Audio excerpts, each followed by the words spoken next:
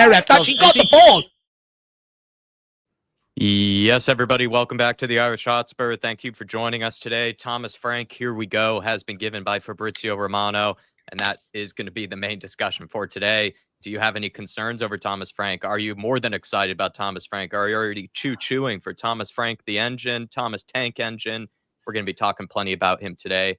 Maybe we'll have some time for some extra stuff afterwards, but it is going to be a very Thomas Frank focused show. Thanks to everybody that's joining us. We already have close to already 200 in the house. So thank you guys so much. Also, thank you for following us over from Sean's stream. As you're in here, please do smash the like button, get into the comments. We'll try to bring them up on screen throughout the show. Of course, if you ever want to stop the conversation, if you ever want to interject something, maybe you disagree with something Dave has to say, myself, Johnny, the whole crew, feel free to send it in as a super chat. But as we do usually with these shows, we're going to try to be as efficient as we can. Also because Dave does have an Ireland game that he would like to watch maybe at some point tonight.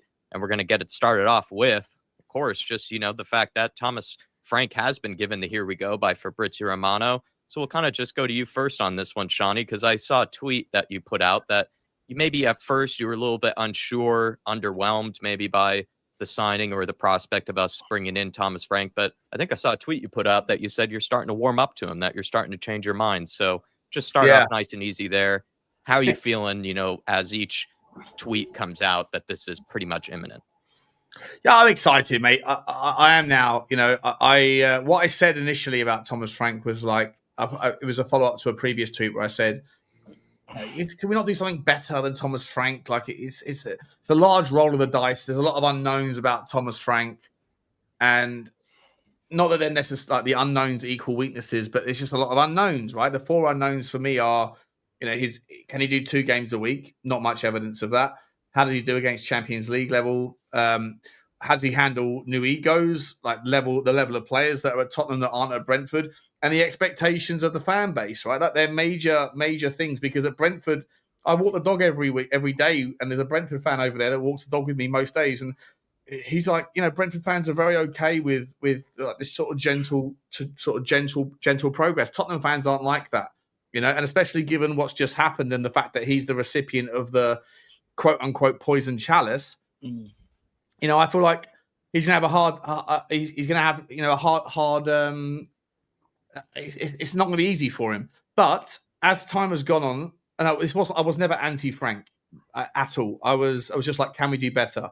Then as I saw the names being chipped off the list of potential shortlists because they were either staying where they were or they went somewhere else or whatever else, and it became clear that it was Thomas Frank, then obviously I spent a lot more time looking into Thomas Frank. I've spent a lot of time with Johnny, who's been warming me up on Thomas Frank, and other people. Saba's a big fan of his as well. And I've just sort of like ended up leaning into this. I guess the other variable is the fact that I just like clean slates in life. I love new chapters, fresh pages. And once you know that the past is the past, it's on to the next. And I'm thinking, well, what's this guy going to... we are where we are, so what's this guy going to deliver? And the more that I've looked into it, the more that I have kind of just been... I think I said in the tweet, I think the best part about it is that I can rest easy at night. I can sleep at night knowing that, we're going to be well prepared, more organised and disciplined. And I think that the SWOT analysis of who we're playing against is going to be drilled into the players, the opportunities and the threats. And I think those sorts of things are exciting because I don't think that those things have been very much apparent under the last manager. So, Jack, to simplify, mate, I was a little bit cold at first, but I'm certainly warming up now. I wouldn't say I'm like boiling hot, like, let's do it. You're not a Francophile? No. But I never am with any manager, really. I'm always someone that's... I'll back the manager regardless, always hope he does the best thing for us. And the main unknown outside of the 4 I just mentioned is whether or not the club is going to back him and give him what he needs to help him out, because he's going to need some help. Because this current squad, whilst I don't think it's as bad as other people think it is, it's definitely not capable of getting back up to 5th or 4th in the Premier League next season, and also not embarrassing ourselves in the Champions League. So if the club give him what he needs, then I think that with him, it'll be a steady ship, and I'm excited to see what that looks like. I mean, my algorithm is just pumped, with the High Performance podcast, the Athletic podcast on Frank. It's getting pretty heavy with the Thomas Frank content. But go to my Francophile on the panel, Johnny here. I mean, How do you feel about the signing now that it's pretty much imminent, Johnny? Getting ready for Spurs to announce it tomorrow. Fabrizio Romano, the here we go. We're just, I guess, moments away really from it all, going into a new era. Listen, I've had to tease Sean with a little bit of Frank foreplay just to get him a little bit moist and excited. He's not quite there yet. He's not ready for full-on Frank. Warming up. He's warming up. He's not ready for full-on. We'll have a bigger Frank. job to do when I'm finished tonight, Johnny. Dave could swinging back the other way. He was warming up. Listen, I've followed Frank since the championship, since he took over from Dean Smith, and he took over and it was an absolute disaster. I think he lost 8 of the opening 10 games, and there was rumours that he was going to lose his job. And then he swung it round whilst he got his message across. And this is a guy who, in the 4 years in the Premier League, has never once been in the bottom 3. He's never been in the relegation zone, which is an achievement. He's the second longest serving manager in the Premier League. Only Pep Guardiola served longer. And when you consider the amount of managers that have fallen by the wayside, good, bad, indifferent, managers on the same level as Thomas Frank. Sorry, when I say managers on the same level, I'm talking about the level of investment. Yeah. In fact, if you look at the investment, Brentford have the second lowest investment and wages and spend in the division. Only Ipswich had less. So, in my opinion, the guy's been punching well above his weight. And what I know about Frank, when I used to watch him, I watched him for a reason, because a friend of mine had a player there who still has a player there. And so when I used to watch them, that was the only reason I used to watch them in the Championship. I'd watch them and they'd set up like X. Then I'd go and watch them the next week. And I hang on a minute, what are they playing here, right? They were constantly changing it up.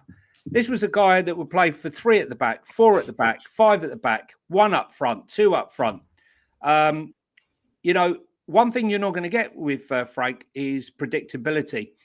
The other thing is, for me, I've spoken about this quite a bit, is how do you balance telling a squad that isn't good enough, right? Preparing them not to lose a game, but installing the belief that they can win a game.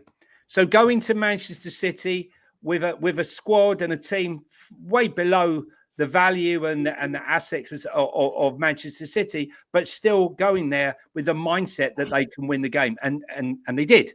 They've won at Manchester City.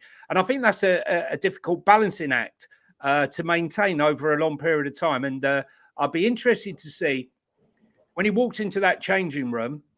I've said this to Sean, he's going to have a hard on. He's going to have so many players to choose from, but he mustn't get too excited, because we all know, although I don't believe that squad is anywhere near as bad as the one that finished 17th in the league with 22 defeats. I think he needs reinforcements, 3 or 4 top oven-ready players.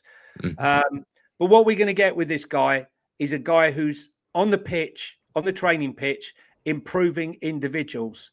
And that's what this club desperately needs. We've got so many young players, right? And they need guidance. There's so many times we've looked at Spurs this season and we're losing a game. We've got no direction. I look over to the bench and Ange was looking down at his shoes, hands in his pockets, offering nothing. That's not what we need. When I look at Oliver Glasner over at Crystal Palace and I see what he's done with the likes of Mateta, who couldn't hit a barn door, and now he's a monster. Ismail Sarr, who was losing his way as a footballer, he's now bang on it. What he's done, getting rid of Anderson and bringing in Lacroix, who'd never played in the Premier League, for 18 million from Wolfsburg, turned him round. What he did with Manuz, what he did with Tarek Mitchell, and the development of Adam Walton. This is because he's a guy who's on the pitch, hands-on, telling them where to improve himself. And even someone like Eze if you look at Eze's positioning this season, he's positioned himself more and more now in the D, right? Not coming too deep, not coming to. He's trying to find his position in that D. Why? Because when he picks up that ball on the D, he's quite easy to, if you see him quite often, especially in these cup games where he's dropped his shoulder and bang one into the bottom corner or into the top corner. And that's all about personal, individual coaching. And that, for me, is what Thomas Frank offers us that this club sorely needs for a young squad. Let's hope that somehow or other, he is backed. And when I say backed, if it's not an Mbuemo, it needs to be an Eze or a Semenya. I don't want to see some Carlos Kickerball that comes from some club that we never even heard of that could be good in 3 or 4 years' time. We're going into the Champions League, and it's going to be very difficult for him. There's make no bones about it. And this fan base is going to be totally unforgiving because, as we all know, Ange, 10 games unbeaten, although he was very lucky with those games, let's be honest. 97th minute against Sheffield United, goal like we just won the World Cup, the way we all celebrated, the fluke against Liverpool. You can imagine if he starts badly, the comparison's going to be, well, Ange was unbeaten in his first 10, right? This guy, he's already lost 3 games. It's not how he starts that's going to concern me. It's how he finishes. If he starts poorly, but we see progression, and as the season goes on, we see us getting better and better. For me, that's a good sign. What about you, Sam? Have you warmed up to the idea of Thomas Frank? Are you loving skinny Frank instead? Yeah, I mean, look, last week when I think it was you, Dave, who said that hiring Frank would be a risk. I said that I understand the concerns of going from someone who's just won the Europa League to a manager who, with all due respect, has not graced these heights of competition before. Never got any European experience, and not been a manager in the Prem or outside the Prem for very long. And I think that the reason it's not a risk is because I think that Frank will come in and steady the ship. I mean, you were saying, Dave, maybe it was in the green room about, it's all well and good having, a full week to prepare for games.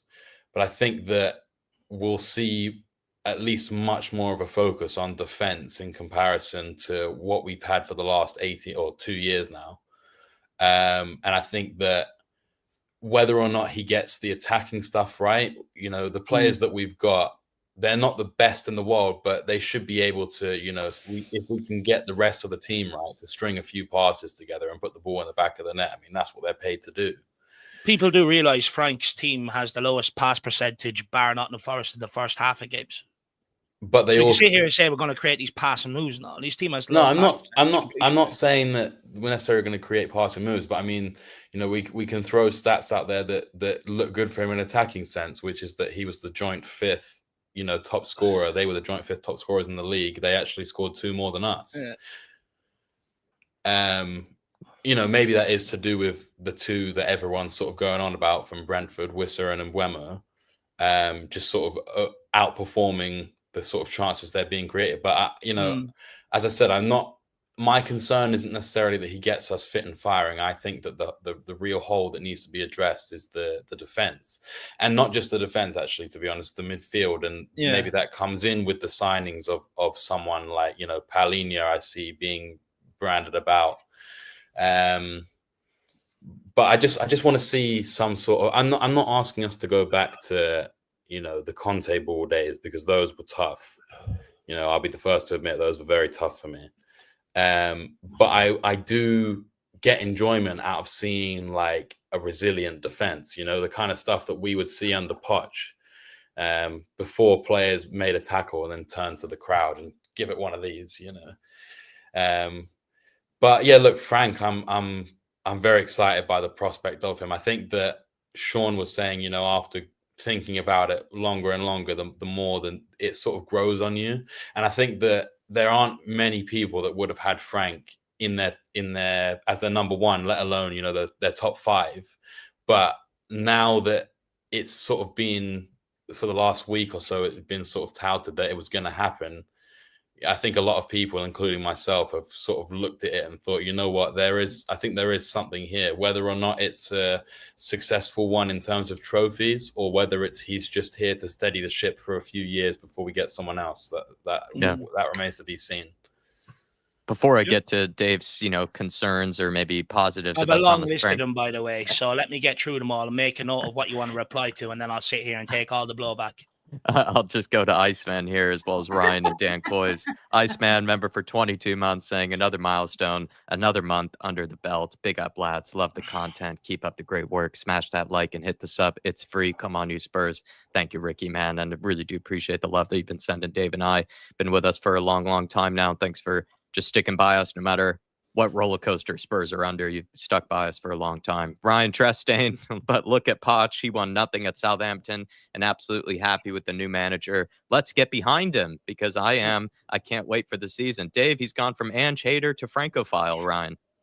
Yeah, he's gone into a Francophile, but look, what I will say is I see this comparison to Pochettino banded about, right? But I think people forget Pochettino brought that Southampton team up to 8, their highest points tally ever in the Premier League, playing attacking football. And a lot of them players were in the England team.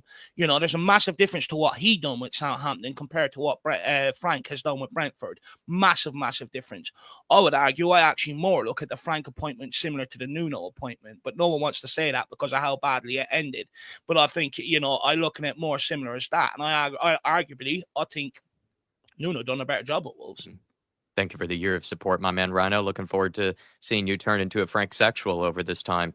And then we have Dan Coyes, member for 38 months, approaching 40 months. Big up to you, Dan, saying, evening, Dave and Jack. Really can't call next season. Really hope Frank does well. Can't help but feeling sorry for Ange Postecoglou despite this season result. Come on, you Harris Army. Dan, I was showing Sam and Dave this sort of emotional type music compilation of Ange Postecoglou's time here. I'm still kind of feeling a little bit emotional about, the departure. I wasn't even Ange's biggest fan by any means, but I was willing to give him that third season. It feels like things were cut off a bit short, at least in my opinion. But I'm getting ready to warm up to Thomas Frank the more and more we have these conversations. Big up to you, Danny. It was great to meet you in person, and approaching 40 months, like a lot of you guys, absolutely crazy amount of support for a long, long time.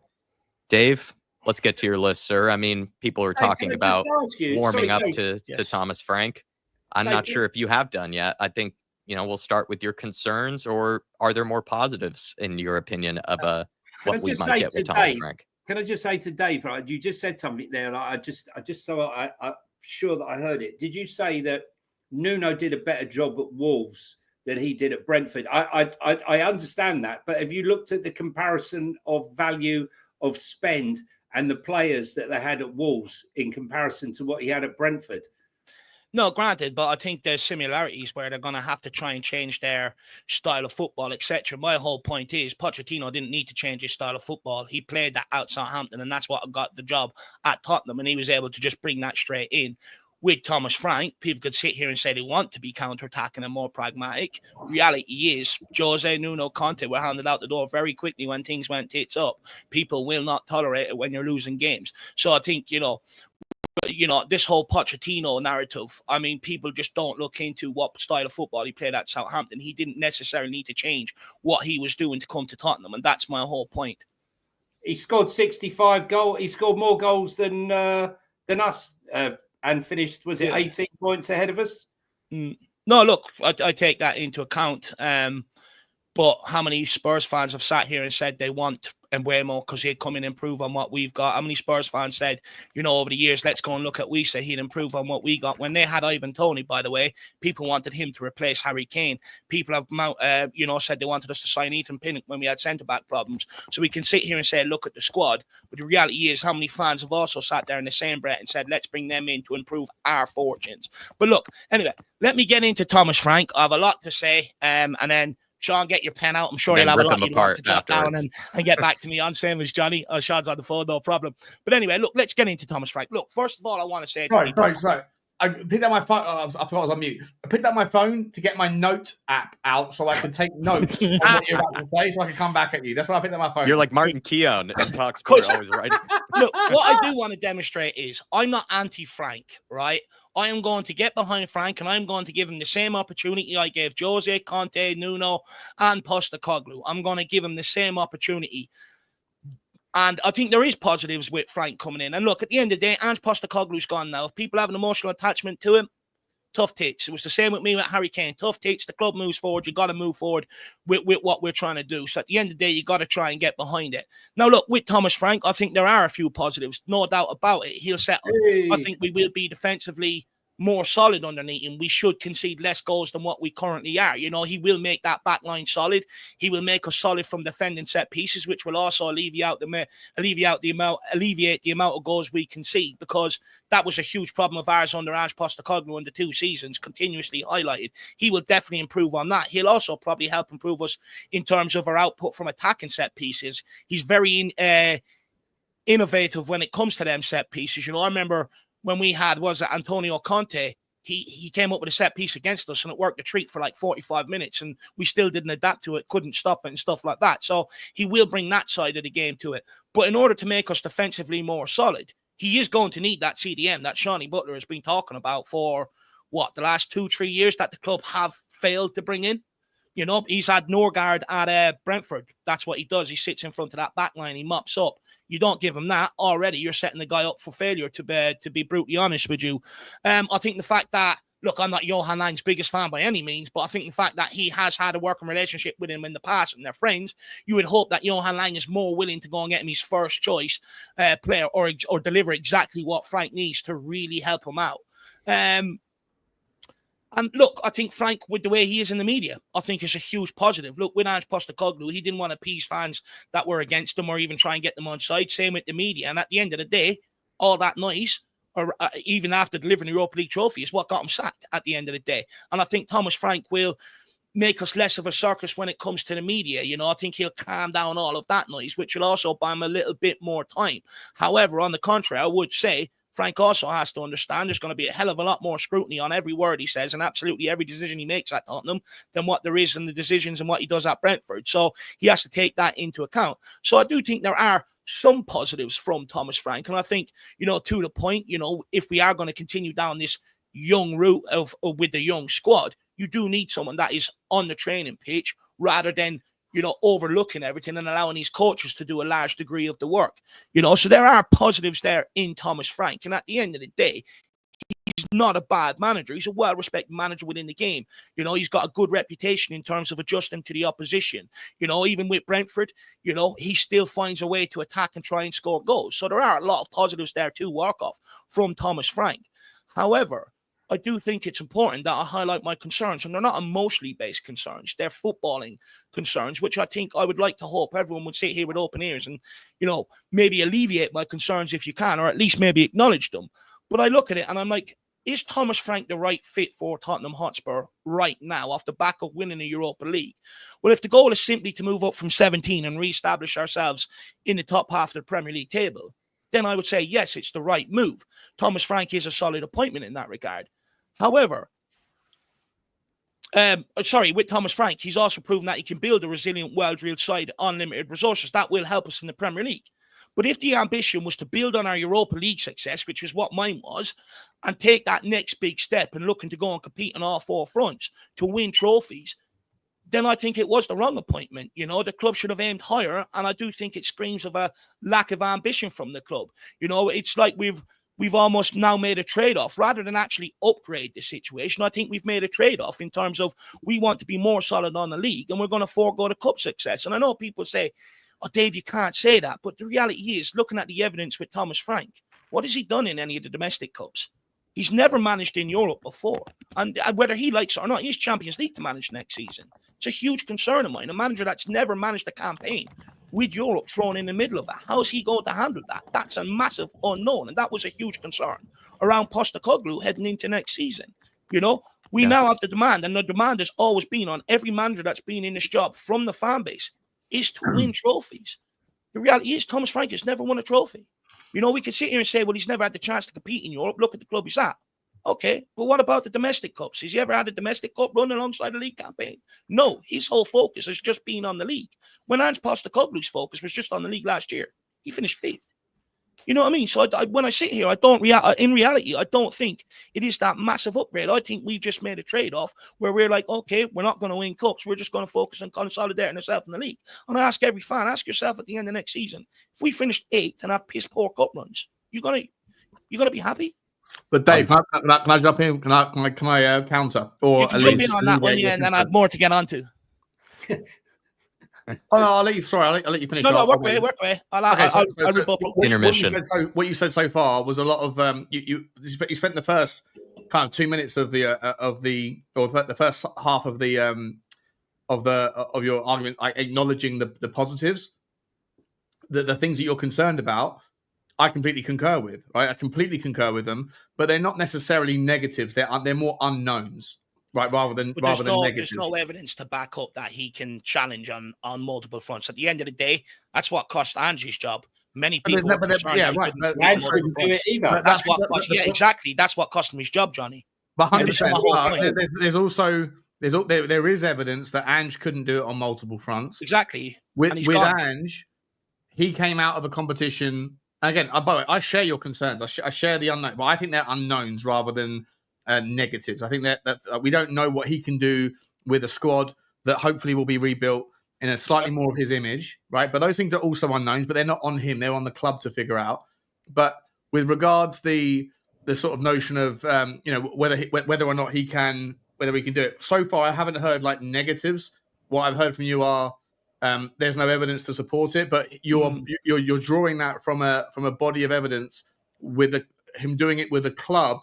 If I'm not mistaken, has got the highest points per game relative to the wage bill in which he operates. So I hear you that it might be a sideways step, but ultimately, I think the bigger point here is that if you, first and foremost, no clubs ever win trophies every year. Even the most successful teams don't do it every year. So if Tottenham's new standard, because we won the Europa League, is that we have to win a cup every year, then I think that's a stretch for any manager. Secondly, I think that, unfortunately, whether we like it or not, top 4, whilst it might be the sort of disingenuous nature of Daniel Levy, the way people present it as like all he cares about is the money from the Champions League. The reality is that the people that participate in the Champions League have the money to spend on players that give them a better crack in the cups. If you don't qualify in the Champions League, you can't buy the players that can give you the best shot of winning the cups, regardless. So even in the first year, if his remit is to get us back into the Champions League levels, even if we fall short and land back in the Europa League, then next season we'll have a second crack at the Europa League title again, because I think that the gap between us and the Premier League teams and the Europa League qualified teams is vast. So I would expect Villa to win this year, and Tottenham, if we go reach for the stars and land in the Europa League system again, I think that even Thomas Frank can do better than Ange Postecoglou did. No, look, that's fair enough. But again, that's all speculation and hearsay. There's no body of evidence to support that. And at the end of the day, if our aim is to re-establish ourselves and get ourselves back into the Europa League, then we haven't really kicked on whatsoever. We've actually just lowered the expectations and then trying to get back to where we actually were. We haven't actually kicked on. And for me, sacking Ange Postecoglou, that's what it was all about, was kicking on, that's where my concerns come in. I think it's a valid concern. Do you think Ange would have won the Champions League? Seriously, do you think Ange would have won? I'm not saying he would have won the Champions League. No, I'm not saying Frank has to win the Champions League. Yeah. But the reality is, Frank has never managed in Europe. So we can sit here, do we think Ange? But the reality is, what do you think Frank's going to do in Europe when there's no evidence? In fact, he had 2 Europa League qualifiers at Brøndby and failed twice. Listen, that was about 9 years ago. But the point here is, what I'd like to ask is, well, look what Bodo would have been the trade-off? What would have been the trade-off here had Ange stayed?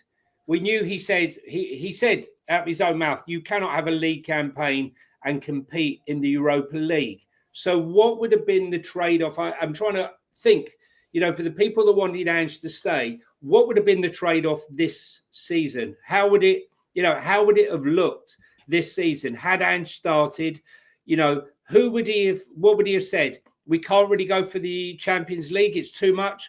We're going No, to but look, that was my whole concern. That was my whole concern with Ange going into next season. I had that concern. Can he compete on multiple fronts? And that was a huge question mark. You know, I didn't have the evidence there to support my answer.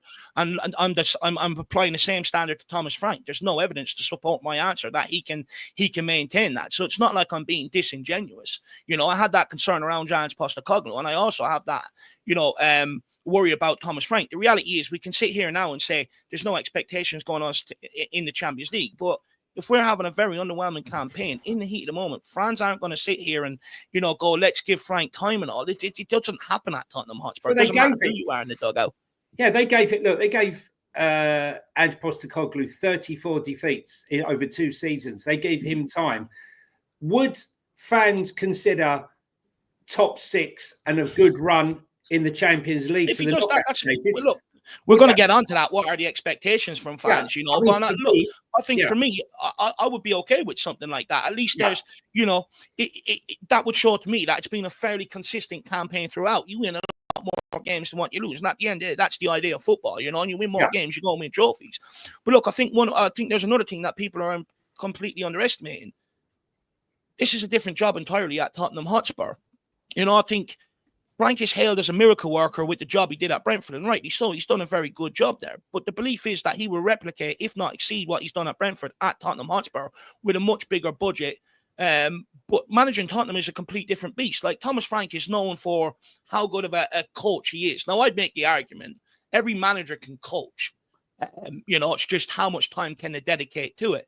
You know, at Brentford, Frank has been a massive beneficiary of having, you know, one game every single week to focus on, which then means he has more time to prepare, analyze, and drill his players. At Spurs, he'll face 3 games a week plus European travel, you know, with the Champions League, a competition that he has zero experience in. So I also have question marks around how effective is that coaching going to be when you've a lot less time on the training pitch. But again, I do say, if he is to bring in his coaches, which is something that's failed every manager, you give him a much better chance of succeeding and getting his message across. If he has to work with coaches at Tottenham Hotspur that he has to teach and get up to speed and then oversee, make sure they're implementing everything right, etc., that's where it's going to go tits up. But for me, it's a huge concern. How effective will that coaching be? At some point, he will have to rely on man management skills. Sometimes you don't get that much time on the training pitch as you would like. And that's why sometimes at Tottenham Hotspur and at bigger clubs, I think they are more focused on what they're going to do rather than the opposition, because they just don't have all that time to be able to continue to put in around the opposition, etc. Are you excited about set pieces? I mean, for me, let me tell you something, right? I love a set piece. I can't wait to see us do a set piece. I can't wait till we have a free kick, right, inside the opponent's half, about 15 yards in the opponent's half, and we don't go up to the ball and pass it backwards and start moving the ball, like passing it, looking at set piece from there. Why is it every team that comes to our ground, he wins a free kick in our half and he's taken a diagonal ball or a long ball or trying to pop it into the box to cause havoc? We're going to have throw-ins. We're going to have set pieces. I'm excited about that. Yeah, we have the coach who decided we're going to overload in the first 5 minutes. And how many goals did they score in the first minute? Because they're looking for that minute detail, that little bit to find the edge in every single game. This is what he is. That's why they call him the professor, because he waits every waking hour looking for a chink in the armor. That's not something Ange Postecoglou did. No, I get that. But like, I think people have to take into account when you're traveling across Europe, and you do have no control over where you're traveling, by the way. It gives you a lot less time on the training pitch to make this sort of stuff effective. Let's be honest. Conte had a set piece specialist. To what great effect did that work with us and stuff? And, you know, the players actually gave out a moaning that he spent too much time tailoring to the opposition. Same with Jose Mourinho, same with Nuno. When you look back on some of the reports that came out about the squad, what they were peed off most about was they were too busy tailoring towards the opposition. Again, I have a question. How much of our squad is going to want to do that? It's one thing saying Frank is great at it, but it's another thing getting players at a club like Tottenham to be able to hone in and drill down and do it, which many managers have failed. And the reality is, the managers that we've had that have played this more pragmatic style, they have failed to get the squad to really embrace it. That's a huge concern I have around Thomas Frank. Also, the style of play. You know, you look at Brentford, he's counter-attacking. You know, I like to call it more. Doesn't just have counter-attack. He doesn't just have that, Dave. He doesn't just have that system. He doesn't just have that system. He has various systems. The reality is, most of his systems are set up in a counter-attacking style. He has different systems, different formations, but the bulk of I think that's more of a to be honest, Dave, I think that's more of a 2 years ago thing, mate. I think last season he was very much more offensive. I think there was much more of a kind of an adaptation to his system over the last 12 months than there were in the previous sort of 24.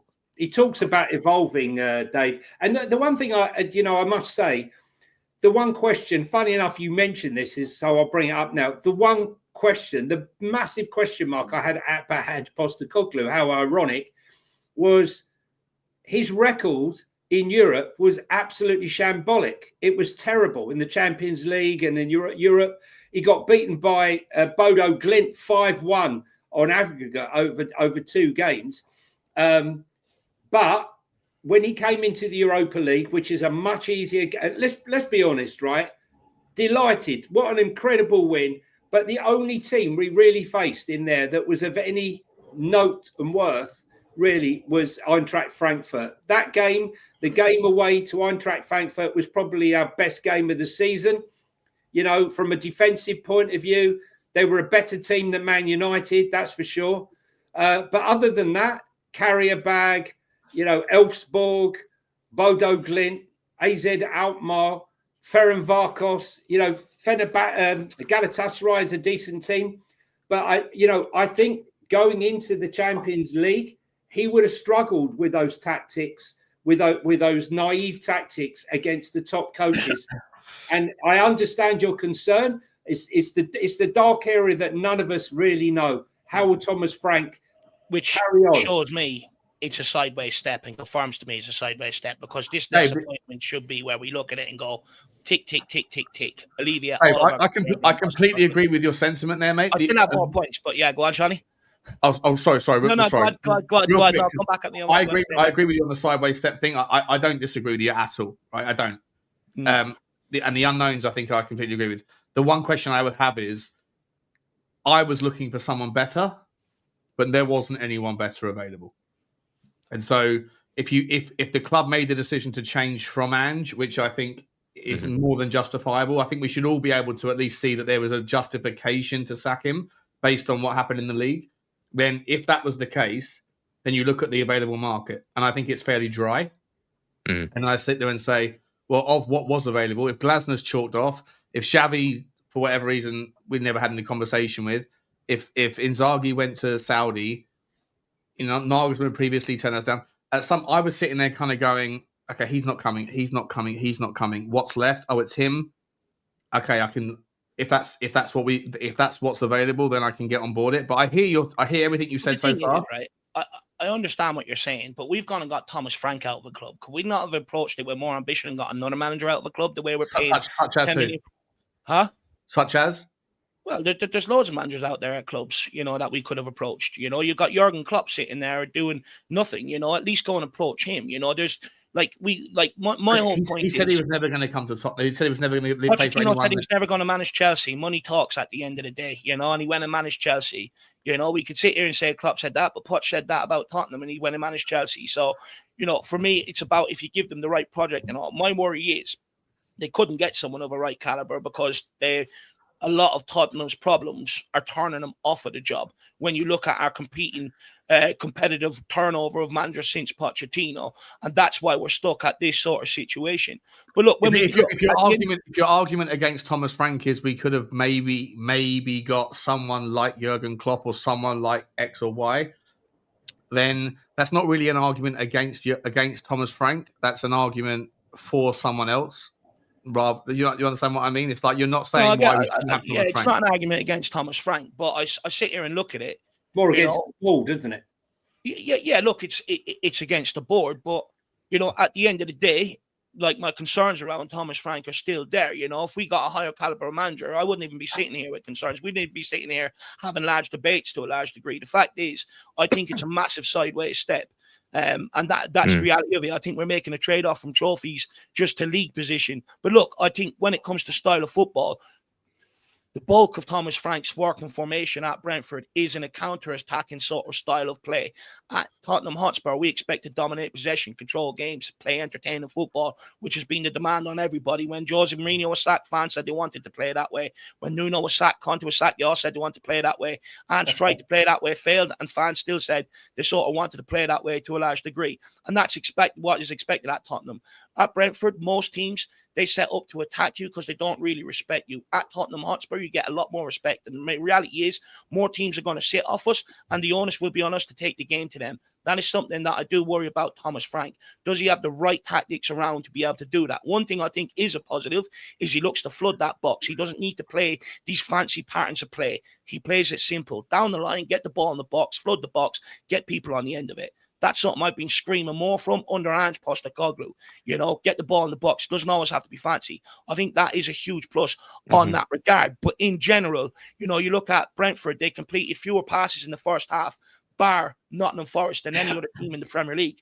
Fans sitting at home watching home games, and Johnny, Sean, you both go to home games. You both said watching the football is unacceptable, you know, under Postecoglou and that. You're not going to sit there and enjoy us playing long ball, not playing possession football at homes, especially if it's not winning games, you know, consistently. So that's another concern. He is going to have to adapt. You know, fans wouldn't take it under Jose, Nuno, and Conte. So he is going to have to adapt and play a better brand of football to appease the majority of match day going fans and fans worldwide. Also, on the High Performance podcast, he says he says he doesn't like dickheads.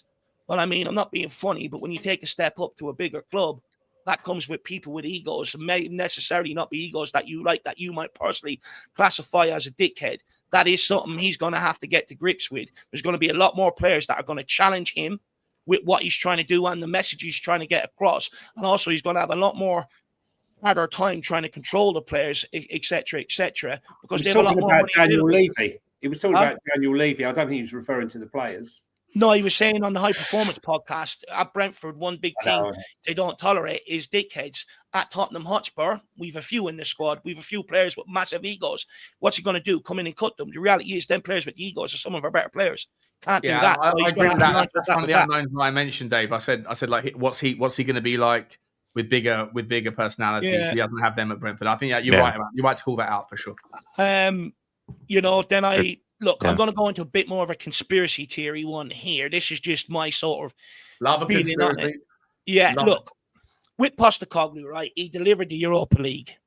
And with that, it heightened expectations around the fans. The logical next step for everybody was to invest heavily into the squad, into proven talent, for us to take the next step. And I think bringing in Thomas Frank sort of takes all of that pressure back off the club to go and invest in top talent, because they've done it smart.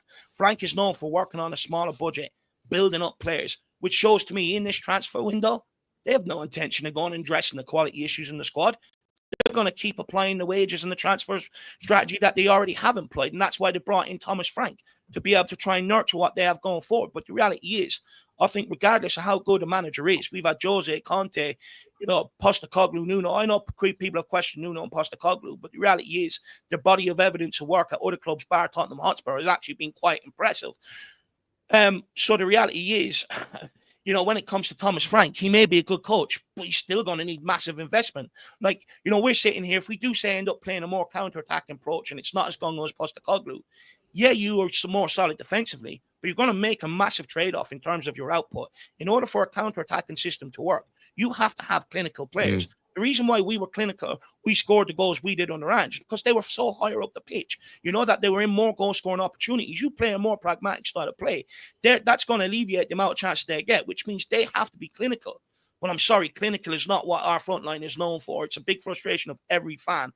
So that's my worry, if he does play more pragmatic, you're still going to have to go and score goals to win a game. And we don't, in my opinion, we don't have that forward line. That needs a massive overhaul for Thomas Frank, for his whole system and everything else to work at Tottenham Hotspur. You know, my evidence is people point to Mbeumo, Wissa, and when they had Ivan Toney to come in here and improve our fortunes, which shows even fans realise this has to improve. So that's another massive concern of mine. And then in general, I just think Levy's pulled an absolute masterclass, or Tottenham have pulled a masterclass. Like I said, Postco brought expectations. The next logical step, bringing players, with bringing in Thomas Frank, all of a sudden, all them expectations are now gone. People are talking about, consolidating the first season. It doesn't matter if we win a trophy or not, even though for the last 6-7 years, it was all about trophy. Now, all of a sudden, the expectations have dropped again. There's no demands to go out there and get top players because of the manager we brought in and stuff like that.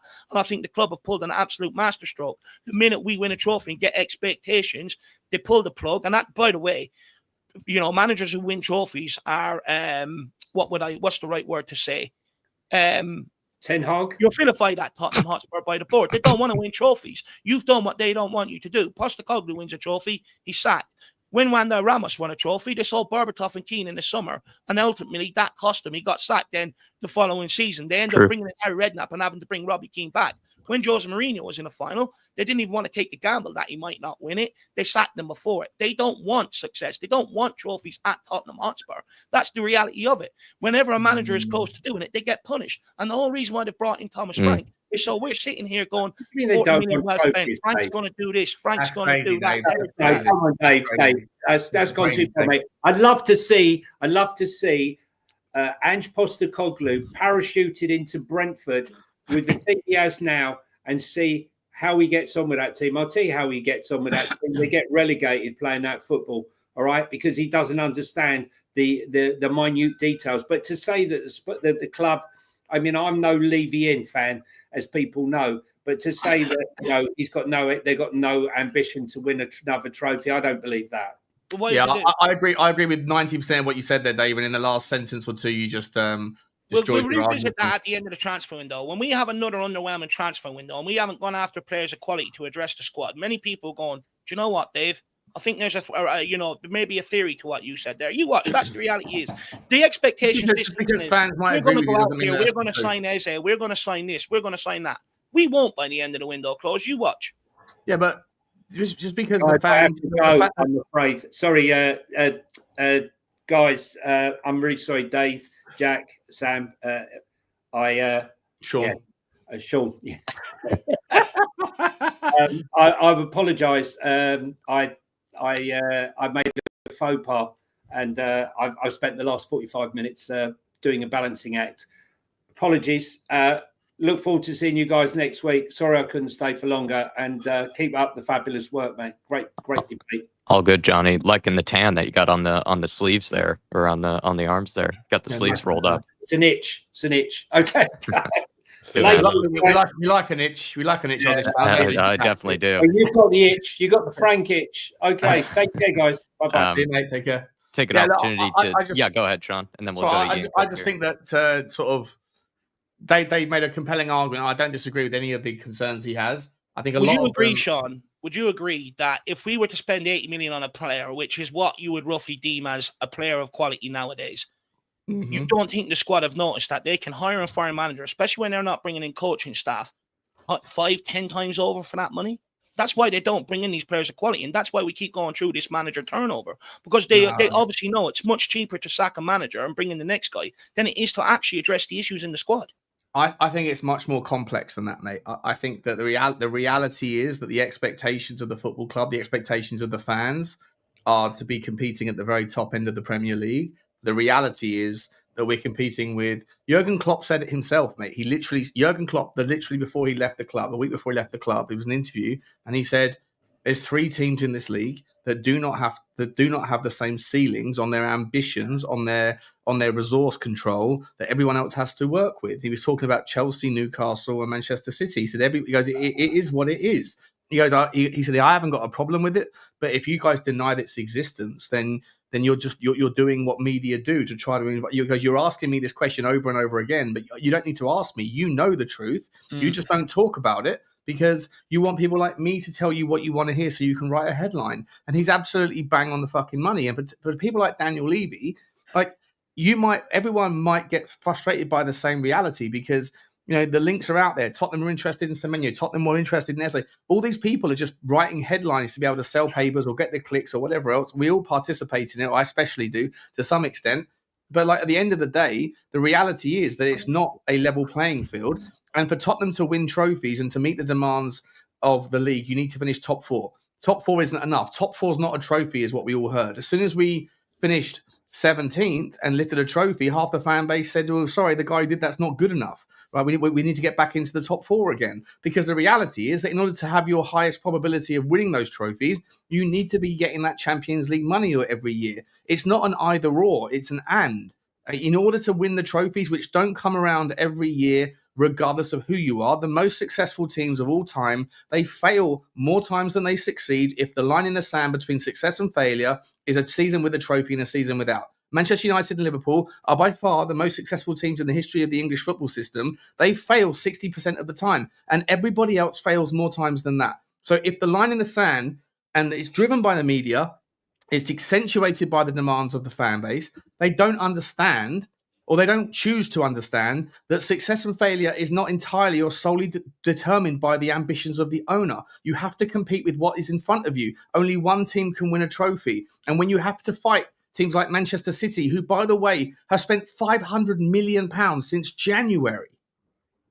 Do we make the best of our resources to make that happen? It doesn't work that way, mate. It doesn't work that way, whether we like it or not. And for what it's worth, even if Qatar came in and bought the club out for £5 billion, it doesn't work that way. Not immediately. Well, I thought the whole idea of building the stadium and bringing in the revenue was to get at an operating thing where we could work that way. Yeah, no, not to the same degree. For what it's worth, the stadium has been the game changer that it was suggested it was going to be in terms of delivering money. The stadium is not responsible for lifting a trophy. The stadium is responsible for providing the resources to then allow us to be able to do things. But at the same time, we're only 5 years into the stadium project. It took Arsenal 8 years in their stadium 20 years ago, when there was no inflation, anything like what there is now. Back in the day, £40 million would get you a top 15 player in the world in a position. Now it gets you Brennan Johnson or Archie fucking Gray. Like, it's not the same world, mate. The only thing that's accelerating more than the revenue of teams like Tottenham is the cost of average players. That's where the inflation is. The cost of wages. It's insane. And for what it's worth, when you look at the teams that pay £100 million for a player and pay 300 grand a week in their wages, what is the narrative? What is the actual trend that has emerged for 95% of them? Most of them don't deliver value. If you're a £100 million plus player, most of them do not in any way, shape or form deliver the value they were supposed to. And when it's time to get rid of them because they end up being flops, teams can't get rid of them. Look at Manchester United with Jadon Sancho, with Casemiro, with Ugarte, with Rashford, with all of them. Like with do you know how you get yourself in that pickle, though?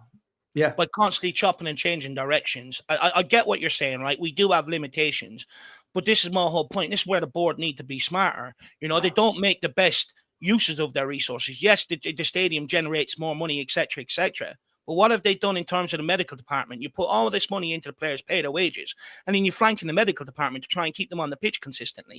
You know, that's poor. You're constantly chopping and changing managers, which means even if you are spending 40, 50 million per player, when a new manager comes in, at least 2 or 3 of them, he's going to want gone. You know, and then when you're constantly chopping and changing them, that's where you build up a whole list of players that are just not deemed good enough under multiple managers. And that's absolutely fine. I'm not making the argument. I'm not making the argument that Daniel Levy is perfect by any stretch of the imagination. No one who watches my content would ever, who sincerely, genuinely watches it and listens to what I say, would ever accuse me of that. I hold his feet to the fire on many fronts. For what it's worth, though, you know, the reality is you made the argument that the club don't want to win trophies. And I just think that's what I'm basing my kind of my rebuttal on, is that the club do want to win trophies, but the idea of winning trophies is not solely determined by the ability to pay £100 million for a player, even if you could. It's dependent on so many variables, not just within the club, but outside of the club. But nobody who focuses entirely on Tottenham Hotspur, I get what you're saying, give two shits about what's going on at Manchester City. I'm not a Man City fan. I'm a Tottenham fan, is what I hear all the time. Tottenham are in control of half of them variables. The players they bring in, the people they recruit to bring in these players. They're responsible for the manager that they bring in, the director of football. They're responsible for a lot of these variables, and that is on them. And look, just to sum up the whole thing, my opinion, look, like I said, I'm going to give Frank every opportunity. I'm going to sit here. I'm going to see what, like, you know, I've already done a lot of research, you know, and stuff like that, what he's trying to do. And I'm going to base my opinions off what he's trying to achieve. But the reality is, I am of the belief that I do think this is a cost-saving move dressed up as a footballing decision. And that's my whole summary on it. It feels like a safe move at the end of the day, you know, by Spurs. That's my opinion of Thomas Frank. It feels like a very safe but maybe even sideways move. But a lot of your points make freaking sense to me. Ian Cook, member for 39 months, saying, "Hi, lads. Can't believe I've been a member for 39 months. Time flies. Keep up the good work, lads. I'm looking forward to see what Frank can do at Spurs. Come on, you Spurs. Come on, you Harris Army." I think it was mentioned by Dave with the whole, the ball. I think they have the fewest passes inside the first half next to Nottingham Forest. And he said no one will get behind that. Personally, I'm actually a fan of that sort of thing. I think there was even a clip of Brentford and Wolves at one point last season. The ball didn't touch the ground for like a good 3 to 4 minutes straight, and I actually get a real kick out of that. It's probably just my fan of sort of the terrorist style football. Big up to you, Ian Cook, and also thanks for being patient on that one. And also approaching 40 months, which again, so many of you guys are. It's absolutely crazy. Paul Markey, though, saying earlier, no manager will succeed with Johnson, Odegaard, Tell, Sarr, Dragishin. Wish list is Eze, Semenyo, Ederson, and Hincapié. Would love to have Eze and Semenyo. I think that would absolutely vastly improve this forward line. With Eze, it's going to require, I think, big money. And with Semenyo, it's going to require big money. If you know Spurs, it's probably going to be one or the other. It's not really going to be both. Ederson might be on his way to the Saudi Pro League, from what I could tell. I think there are some rumors of that. He would be a big wish list of mine, in terms of a number 6 to bring in, this summer. But I'm not too sure how achievable it is when he's linked with the Saudi Pro League. And I think he's even been linked with the likes of the Real Madrids and whatnot of the world. So that would be a tough one. With Hincapié, it's sort of like a Jack Grealish, type of player, someone that we've been linked with for multiple managers for a long time. So you wonder if it could happen at some point. But we're also been looked at Evan Ndika as well, Paul Markey. With Johnson, I think he's just going to either succeed under Frank with the counterattacking approach, or he might actually fail under Frank because he's not really a great crosser of the ball. So I do fear, with how much Frank does like crossing the ball into the box, it's not really Johnson's forte, but we'll see if he can get the most out of him. That's what the manager's job is to do. Blade 68 from a while ago as well, saying member for 12 months. I'm looking forward to seeing what Frank can do. Like I said, man, I'm looking forward to just more of a direct approach. I know some people aren't a fan of it, but I certainly am. I do like actually a bit more of a direct counter-attacking type of style. I personally, lean towards that more than I really am a possession-based type of fan. I kind of like managers that lean more towards the long ball, lean more towards, using their striker. Michael from Poland, member for 37 months. Big up, Michael, saying, missed my 3-year anniversary with this amazing channel, but life took priority. Happy Frank is here. Thankful for Ange, but happy that he's gone. Come on, you Spurs. You might be in probably the majority, I would say, Michael. You might be in the majority. I think a lot of people are very, very thankful for what Ange has done. But at the same time, they kind of wanted him to go anyways. And then they wanted someone to be brought in that was probably a bit more pragmatic, a bit more capable of changing their style every now and again. And I think that's what a lot of people are expecting from Thomas Frank. We'll see if it ends up happening. And like yourself and many others, thank you for approaching the 40-month mark. It's absolutely crazy, Michael. And hopefully you're enjoying your summer out in Poland. Plenty of Tiskis being toasted to. And then Ayaz left, maybe AZ left. Big up to you, sir, becoming a new member, as well as a Fantasy Mutt McShane. Big up to you guys. Appreciate you for all your support. Thanks for becoming members. The member crew, anybody that's a member, you help us out an absolute ton. Really do. And like I said, some of these people that are approaching the 40-month mark, it's just insane. Over 3 years, basically been members of the channel for practically almost as long as the channel has existed. So thank you guys so much. Really do appreciate it. Can I just say 2 more things just quickly, Jack, and then I'm done. The first thing is, it's going to be Frank all week, Dave, so you're going to have plenty more to have to say. Look, the first quick thing is, I know people may think that, my theory, I'm absolutely speaking waffle. I just urge people to think about this. We know we need to sign players of quality. There was a window open right now that closed tonight. Look at all the other teams that are making moves in this window. And we're sitting here making a managerial decision. And that's being dragged out the whole transfer window, So that also gives me massive concerns moving forward underneath Frank. If they wanted to make this managerial change, they should have done it much quicker after the Europa League, or after the Europa League final. Instead, they've dragged this out a whole transfer window, and we're already behind the 8 ball heading into next season. We're already behind a lot of these teams who have already snapped up a lot of targets that Tottenham fans would have looked for. A lot of the best players in this window have already made moves. And then lastly, look, I think where I'm at right now with Thomas Frank in general is where I'm at. Thomas Frank isn't going to change the situation at Tottenham alone. and this is where I bring the club into it, he is going to need big help in this transfer window. And if they don't change the transfer policy and the wage structure that's currently in place, which is the lowest wages in the Premier League, he's going to be set up for failure. I will be more excited under Thomas Frank once the window is coming to a close and I've seen what we've done. If I think we've addressed squad issues that will really help Frank, like that CDM, better attackers, then I can sit here and I can really get excited under Frank. But right now, the appointment alone without the transfers to back it up, for me, is very underwhelming. And that's where I don't have that initial excitement. We can sit here and parrot how good of a coach he is and what he does all we want. The reality is a lot of managers that have done well at other clubs haven't really been able to bring what they've done, their body work, to Tottenham Hotspur. And that's where my problem comes in. Are the club really going to help to kick him on this time? And I hope people understand. I'm not against Thomas Frank. Even in the comments after this show, I don't want people to come in, you're Frank Hatter and that. I'm telling you now, I'm not. I want people to convince me on this guy. But I also need to see what the club are going to do to help this guy to kick it on. Because the reality is, Frank alone, he's not going to change these fortunes. And that's where I'm worried fans are at right now. That a lot of them are going, he's this messiah. He's not going to change Tottenham's fortunes on his own. Frank Hater almost sounds like a new version of a Frankfurter. We'll go into, though, the expectations for what we have under Thomas Frank this season. I'll go to Sam, Sean, and then Dave. I think everyone needs to answer this one. What would success look like for Thomas Frank in his first season? Sam, does he need to get top 4? Does he need to go on a trophy run? Maybe a bit of both? What do you think success would be in his first season? I mean, in black and white, I ultimately think that success can be coming up short. I think that, to expect, as Sean has said, like, to expect Frank to come in and, to be a club that hasn't won a trophy for 17 years, breaks it, and then expect to be a club that wins it every year is, unrealistic.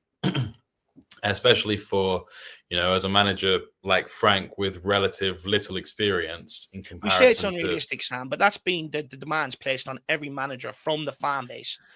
But I think that that's desperation, though, Dave. You know what I mean? Like, we think now that we won the trophy, that's going to calm down a little bit, and there will be more patience towards a project. I think so. Look, I can't speak for the whole fan base, but I just think that for a lot of people, the list of things people would have done for a trophy, in any given season, I think, better left unsaid. You know what I mean? People would have done anything, myself included. But I just think that he can come in. I want to see us, like, my minimum position I'd want to see in the league is 7th or something like that. But I think that, if he can get us in and amongst it, whether we go on a run and we fall off, like, it won't be the end of the world for me. But, if he can get us back up there in the league, whilst also showing us that he has something that he can do in the cups. As I said, I don't expect him to win the cups because there are better teams than us out there. And, knockout football, anything can happen. It's difficult to say, oh, he's a fraud because he went out in the second round of the FA Cup to Man City or something. You know what I mean? I know, obviously, maybe Man City is not the greatest point because we usually beat them. But, let's say Liverpool, we faced Liverpool early on and suddenly he's out of the cup. And then, we face Arsenal or something in the next one and we're out of that one. It's difficult to say, he should come in and hit the ground running because of the level of quality of the competitions that we play. But I just want to see some sort of stability being built in the background, where I look at the team and I think we're not easy to take 3 points from, because for the last 18 months, we have looked easy to take 3 points from, to the point where, I feel like as a Spurs fan, you always fear the worst. We're facing Southampton. They've not won in 10 games or 20 games, but we're still worried that, like, they might break it. It's a traditional Spurs feeling. But, I kind of lost my train of thought. I'm not going to lie. I was trying to think of, like, a scenario. I feel like success for me would be some type of trophy run. I think it would be great if he could get himself to a final, because to what we've been saying, right, he hasn't necessarily shown or been given the opportunity to show that he can manage multiple fronts, multiple competitions. So if he was able to stabilize us in the Premier League, let's say somewhere close to the top 6, and then actually get us to a final of some kind, I mean, Champions League would be absurd. I think we would all be happy clapping for decades if he got us that far in his first season. But I think, is it too unrealistic to ask him to get us close to the top 6, but then maybe to a final in one of the domestic cups? That would be, I think, a pretty successful season in his first year. Do you know what concerns me, though? We spent how many years saying top 4 isn't a trophy? Last season, whether it was for Ange or against Ange, the conversation was about winning. Those who made the conversation for Ange were like, he's won a Europa League. Those who were making the conversation against Ange is, we want to win more games of football. We've made one appointment, and now all of a sudden people are using language like stability and stuff like that. Yeah. It's concerning.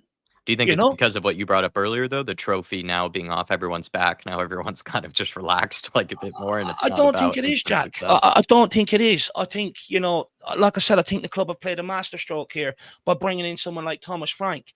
When Postco was in the dugout, they had a decision to make. You either sack Postco or you bring in players of serious quality. That was the next logical step. By bringing in Thomas Frank, it lowers the expectations of the fans in the transfer market in terms of the quality we need to go and get. I think we're forgetting that he finished fucking 17th, mate. 22 losses, bro. It's unacceptable. I get it. The proximity to the season. I'm okay with the change. I'm okay with the change. But my point is the conversation around Ange Postecoglou, for those who wanted him sacked, which is the conversation you're going to make, we lost how many games? Which is, the conversation is, we want to win games of football, right? But the people who made the conversation for Ange was like, shut up, we're winning the Europa League. We're winning. Now the conversation is around stability. It's changed by one appointment. And no, what do you mean? Who's making that? Who's changing that narrative? Well, everyone's talking about stability now. Who is? Everyone. I said I wanted stability. And he's sitting in here. I'll bring up here. He's sitting there talking about stability. There's loads of others. Stability, right there. Okay. Stability again. Okay. No respect. I love Dan. I love Dan to pieces, but I love Dan.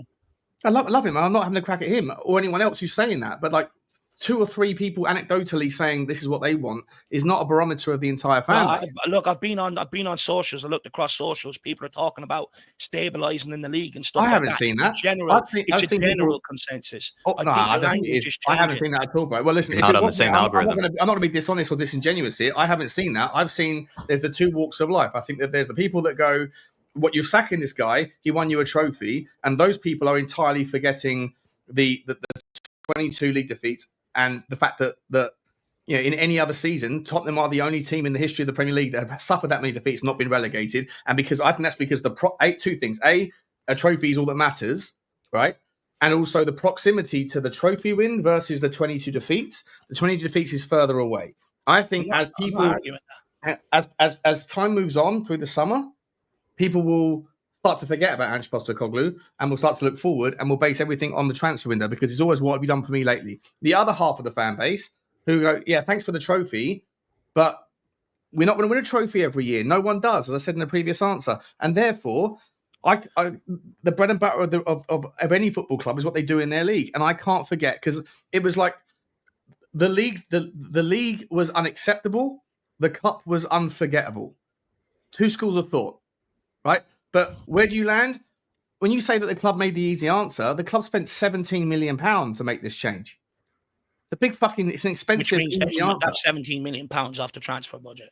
Yeah, but if you give that money to Ange Postecoglou, are we really saying that Ange Postecoglou is that good of a manager that if he was given 1 extra player that he'd be able to get us back to 5th? I'd say no, because if it wasn't, and in that in the first season when he finished 5th, 26 points of that league were formed in the first 10 games. When it wasn't, it's who we are, mate.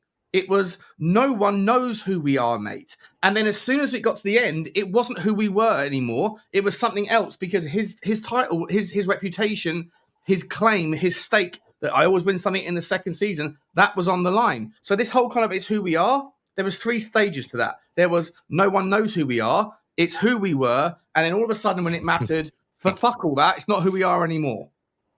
I get that, but like I said, I'm okay with the change. For me, though, it was about making the change to really kick on and improve. Yeah, but and where we left off was winning Europa League. If you're saying that we should have got Jurgen Klopp, Dave, like dream on, bro. Like that's not going to happen. He said he's never going to work in the Premier League again. If we can go and get Jurgen, if we can go and get Thomas Frank out of Brentford, that means we can go and get most managers out of most. What, Eddie Howe? Could you get Eddie Howe from Newcastle? It's about having the ambition. So who? So it's like you're speaking hypothetically. Who do you want from the Premier League? Could you get Unai Emery out of Aston Villa? Well, you don't know until you approach it, do you? The answer is no. Right? Well, the thing is, they don't have financial ability to move. We do, so you could make the argument if you went to someone like him to say, "Look, we've got money, we can improve this squad drastically." The reality is, they're never going to go to someone like Emery. Said he's not leaving. The only manager. Here's what I would say in terms of the Premier League. I'm not that familiar with the situation of managers that are happy at clubs elsewhere in the financial situations. The only manager that I think, if we waited a little bit longer, not that anyone, myself included, would have accepted any more delay, but theoretically, playing the hypotheticals here, because Crystal Palace are potentially screwed because of their Europa League and the ownership thing with then they might not be allowed in the Europa League. The only manager that I think everybody universally could have got behind, and maybe there would be an opportunity in a couple of weeks' time, had we not made the decision we had yet, then maybe you could go and get Oliver Glasner if there's a world where Crystal Palace don't get to play in the Europa League. But that is a massive roll the dice, and that's a massive gamble and a massive unknown. I think that, look, Thomas Frank didn't wow me at first, but when you look at the likes of Inzaghi chasing the money, right, Marco fucking Silva, who no one wanted, said I'm staying at Fulham. Glasner said I'm happy, and 99% I'm staying at Palace. I don't know where else we went. We could have gone. Iriola said I'm staying at Bournemouth. He's got a great relationship with his manager. You're not going to get Eddie Howe. You're not going to get Unai Emery. Jurgen Klopp is never going to manage another club in England, in all likelihood, unless you pay him 30, 40 million pound a year. But that's never going to happen. It's never been done in managerial English football history. So I think part of the argument. By the way, I completely respect and hear all of the things you say about the unknowns, but with regards to Thomas Frank, don't disagree with any of it. But in terms of it's underwhelming because we could have got better, because that's the only thing that was the only way that it was worthwhile. I don't know where you go. I think the managerial market is dry. And if you let Ange stay on this, we'll give him 10 games and see motif, and it didn't work out. Then if you sack him in September, first of all, the season's already crucified. Because for him to get sacked within 10 games means you've started this season early, which means the Super Cup's dead, and Champions League has started poorly, and so is the league. And then you walk into a period where there's no managers that are available. And who the fuck leaves their current club in September? No one. So, for me, when you add all that stuff up, I think it makes sense.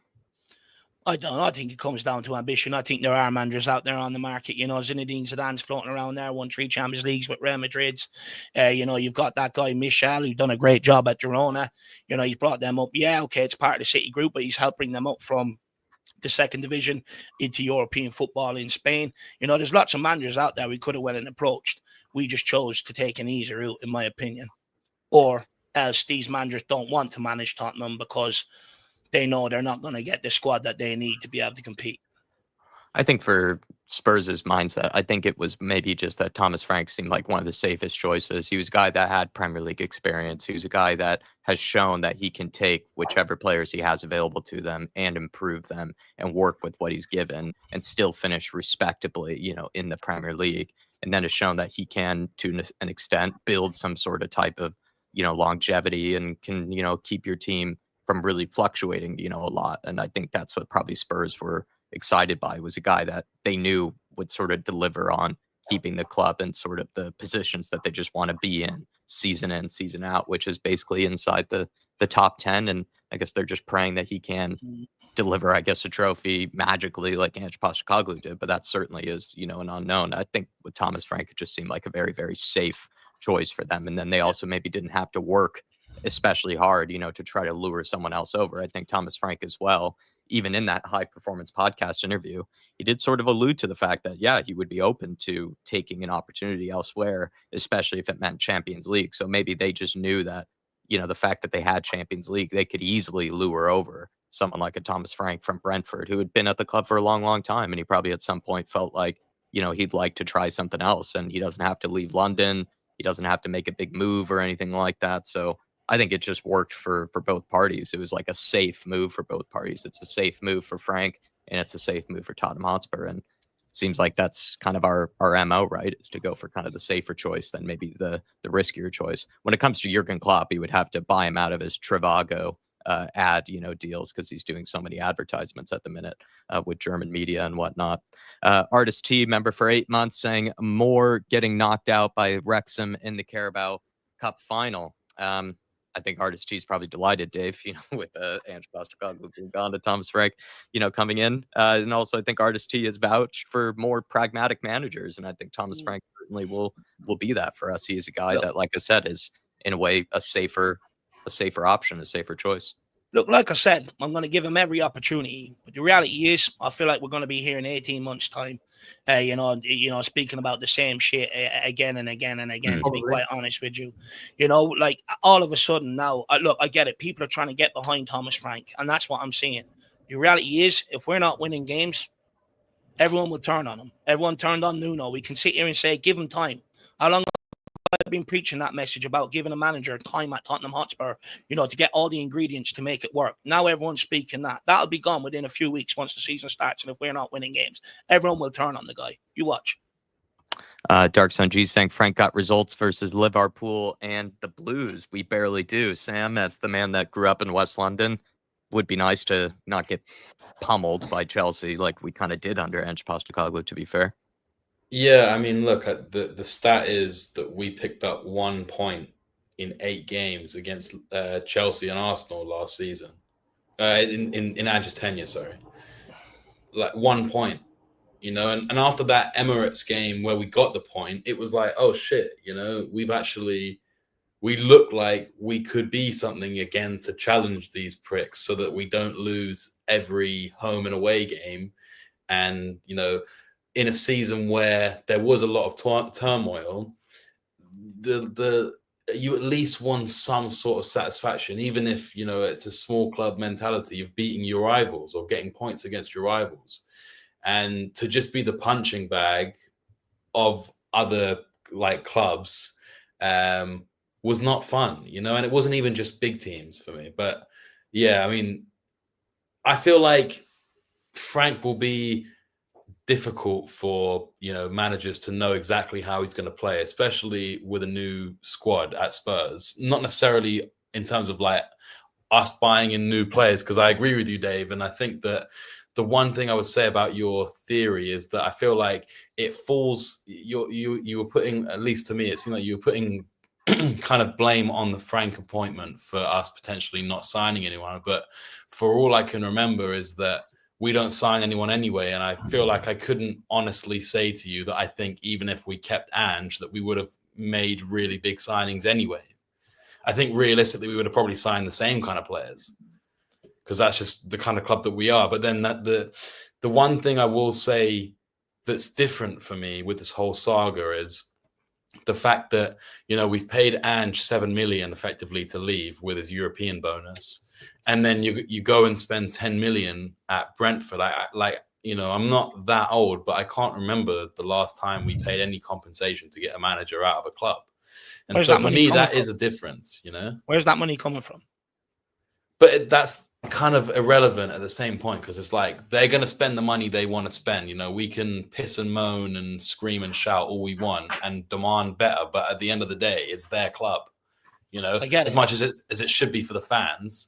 Like if they want to spend that money and they want to take it out of the transfer kitty, then we'll all complain and protest. But ultimately, they look down in their ivory towers, and our words kind of fall on deaf ears, unfortunately. No, look, I get it. Just for me, I think where everyone was at a point where we need quality players to kick on, and then all of a sudden they changed the manager, and now, and the reason why they brought in Thomas Frank is because he's used to working on a smaller budget with less quality players, and they're hoping he brings what he done at Brentford to Tottenham Hotspur. That's why they've hired Thomas Frank. That's the only logical reasoning about it, which shows to me they ain't going to change and bring in quality. And if you don't bring in quality, it's going to cost him his job, just like it did Nuno, Jose, Conte, and Postecoglou in the end. It's going to cost him the exact same job. We at Tottenham are employing a policy where we bring in the managers to paper over the cracks rather than actually seriously go out and address the issues in the squad. And until we address the issues in the squad, and I've been saying this for a number of years now, I've been consistent on this, every manager will fail. We expect the manager to be able to come up with all these fucking great ideas, a way to beat the opposition with inferior players. about we actually try and get to a point where we bring in players of a similar quality, or try and bring in players of a better quality, so that when we take in against these teams on the pitch, there's not a massive drop off. There's not a massive difference in quality, because at the end of the day, people that have been around football a long time, even the same as Sunday League, your manager is good. You can have a good manager. You've also got to have good quality players. And if you don't have that, then you're never ever going to get sustained success ever. But I think, Dave, sorry, Jack. You listen to the fans. No one sits here and talks about, well, when we finish fourth, everyone will talk about the Europa League and where they were in Bilbao last year and stuff like that. And that's what matters to fans. You know, I get everything that Sean's saying about the limitations and everything else. The reality is, most fans don't want to understand that. Most fans want the trophies. They want the glory days. That's what. Doesn't mean it's not true, though, Dave. And that's what Dave, you're looking at it. What this manager does. I feel like you can look at it with a more positive spin, though. Like the exact point that you've just made, like, is there a point of going and taking, you know, a big risk manager? Let's say we went and got Inzaghi. You know, we offered him the money to come, and then they still didn't really back him. And then, you know, as you say, in 18 months we're in the same place. I'm intrigued to see, you know, because of Frank's strengths of how he works with, you know, a potentially weaker squad. Not that I want that to mean that we shouldn't get any players, but for the inevitability when it probably comes out at the end of the summer that we didn't strengthen quite enough, we're still 2 or 3, you know, first choice players away from really doing Frank's anything. going to say then, I don't care. Frank has to make it work. That's what they're going to say. They do it on the. No, but I'm saying why they brought him in, though, right? I think that that, he's shown that I he think can that make it work with shit players. Well, hopefully. Sorry, Sam. Yeah, that's my point, Jack. Yeah, like I think that's why they might have brought him in, Dave. That's what I kind of meant by him being a safe option for Spurs, because perhaps they've just grown tired of, which they shouldn't. It's silly that they have done this, but the logic is that they've had managers previously that demanded more of them in terms of transfers, bringing in higher quality players, bringing in the right people for their system. Whereas Thomas Frank has just had to work with what he has. You know, he's had to work with, you know, pretty shit players for the most part, and then has been able to make it work. And I think that's kind of why they like him, as he's shown that he can do that for a long period of time. So they're giving him that trust that, you know, whichever players they'll bring in, even if it doesn't make sense for even his system, he'll find a way to make it work. You know, whether that means we'll actually win anything is a totally different question. But I think that's why he's been attractive for Tottenham Hotspur.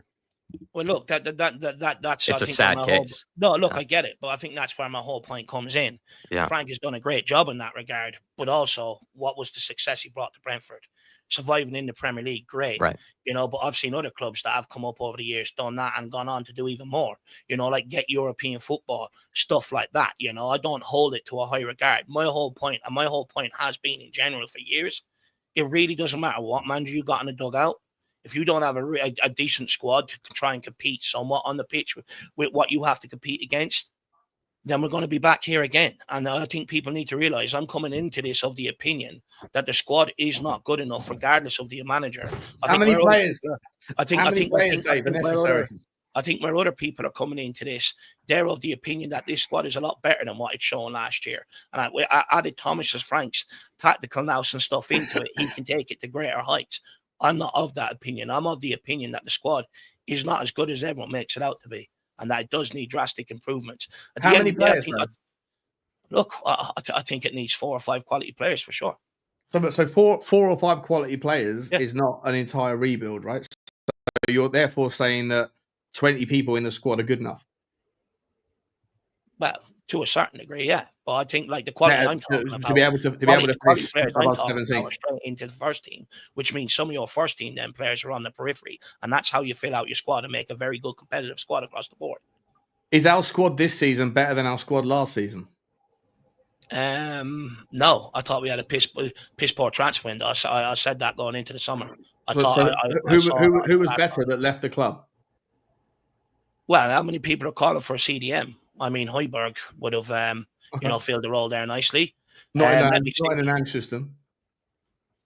Well, people are calling for a CDM. He used Højbjerg a lot, and he used him pretty effectively, I'd argue. Also, the front line, I've screamed about the quality. I didn't want to sell Harry Kane in the first place. I get the club were probably forced, but one thing I maintained go and use that money to bring in quality. We didn't. We used that money to bring in subpar quality and make We it haven't spread got that over money yet. positions, and we're shit going forward. So that's the reality of the situation. You know, the quality matters on the football pitch. Look, at the end of the day, right, when we signed Postco, and a lot of people didn't know who we'd signed, by the way. I had people coming on telling me, Postecoglou's magic. He's going to make the front three work with bang average players, etc., etc. Even though they didn't know who he was 10 minutes beforehand. And I sat there and I said, Postecoglou is not a rebuild guy. He's a win now manager like your Jose and your Conte, and quality matters on the football pitch. And ultimately, when you sell Harry Kane and you bring in Brennan Johnson and James Maddison and players like that, they're just not good enough consistently across multiple competitions to win games of football. We're selling. No one is compared to Harry Kane. Anyone that lost Harry Kane was always going to go for that. Right, but how do you go? Yeah, but you can go around by filling it by bringing in players of better quality than what we did and show more ambition. We spent the money on players with potential. We sold a player that put winners and equalisers on the board, which equal a higher finisher up the table for players that are young and inconsistent. And then we paid the price for it. This is what people need to realize. We finished 8th. You can have great quality managers, but at the end of the day, you got to have a decent squad to be able to compete. We haven't got a bad squad, though, mate. It's a mad statement to say. But people say that, though, Sean. Look at the evidence last season. This squad was tested more than ever before, to the point we had to use under 21s. In your lifetime, when have we ever stretched it to that point? And the reality is, the answers back ain't good. So let me answer it. The sample I use is off the evidence of what they produced last season. Yeah, 100%. But is that because of the players? Is it because of what they're saying? Sorry? What's your evidence off that they're better? My evidence is that Ange Postecoglou deprioritized. He didn't deprioritize the league. He deprioritized his philosophy. We spent 18 months dying on the shitty little anthill of it's who we are, mate, until it mattered. Then it wasn't who we were. The only evidence that we have of Ange Postecoglou in league form ever working was in the 10 games when no one knew who we were. No one knew who we were. Then everybody figured out who we were, and then suddenly we ended up dying on that hill for no reason. Deprioritizing the Premier League. No. He just deprioritized his philosophy. Suddenly it didn't matter who we were. All that stuff that he said for 2 years was a load of bollocks, because in the games that mattered, we were the entire opposite of who it was we were always going to be. Right. So ultimately, Ange Postecoglou, for me, is the reason why we finished 17th. Nothing else. Nothing to do with selling Harry Kane and taking him out of the team. Of course, they're all variables. Okay. But I'm just saying, what is the value of a manager? If it's all down to the players, then there's no point in ever having a manager, right? No, I'm not saying that. I'm not saying that. I'm saying a manager. Who did Ange Postecoglou improve? But you also need good players. Who did Ange Postecoglou improve? Every manager walk into a club and look to improve the squad if they don't need good players and they can work with what. Who did Ange Postecoglou improve with the squad that he had? I think he improved Kulusevski massively. Did he? Well, fans wanted to sell him 2 years ago. Now they don't. No, what fans are you talking about? A lot of people wanted to sell questions 2 summers ago, or even last summer, saying, I'm someone that's grown entirely familiar in the 3 years I've been doing this gig. I've grown entirely familiar with the concept that the fans don't have a fucking clue what they want. No one does. They change their mind as soon as the wind changes direction. And you know what? People like you, Jack, people like you, Dave, people like me, people like Sam, people like anyone else who's put their face in front of a camera. These guys in the comments, I love you all, by the way. Love you all. No disrespect to any of you. But they keep the receipts on what we say, but no one's keeping the receipts of what a name in the comments says, right? Because they change their mind every 5 minutes. And that's the privilege of people that are not putting their face in camera. Like, we have to be kept account of the things that we say. And if we change our mind, we're called a flip-flop, or we call this or that, whatever else. But people in the comment section, I saw it on We Are Tottenham TV.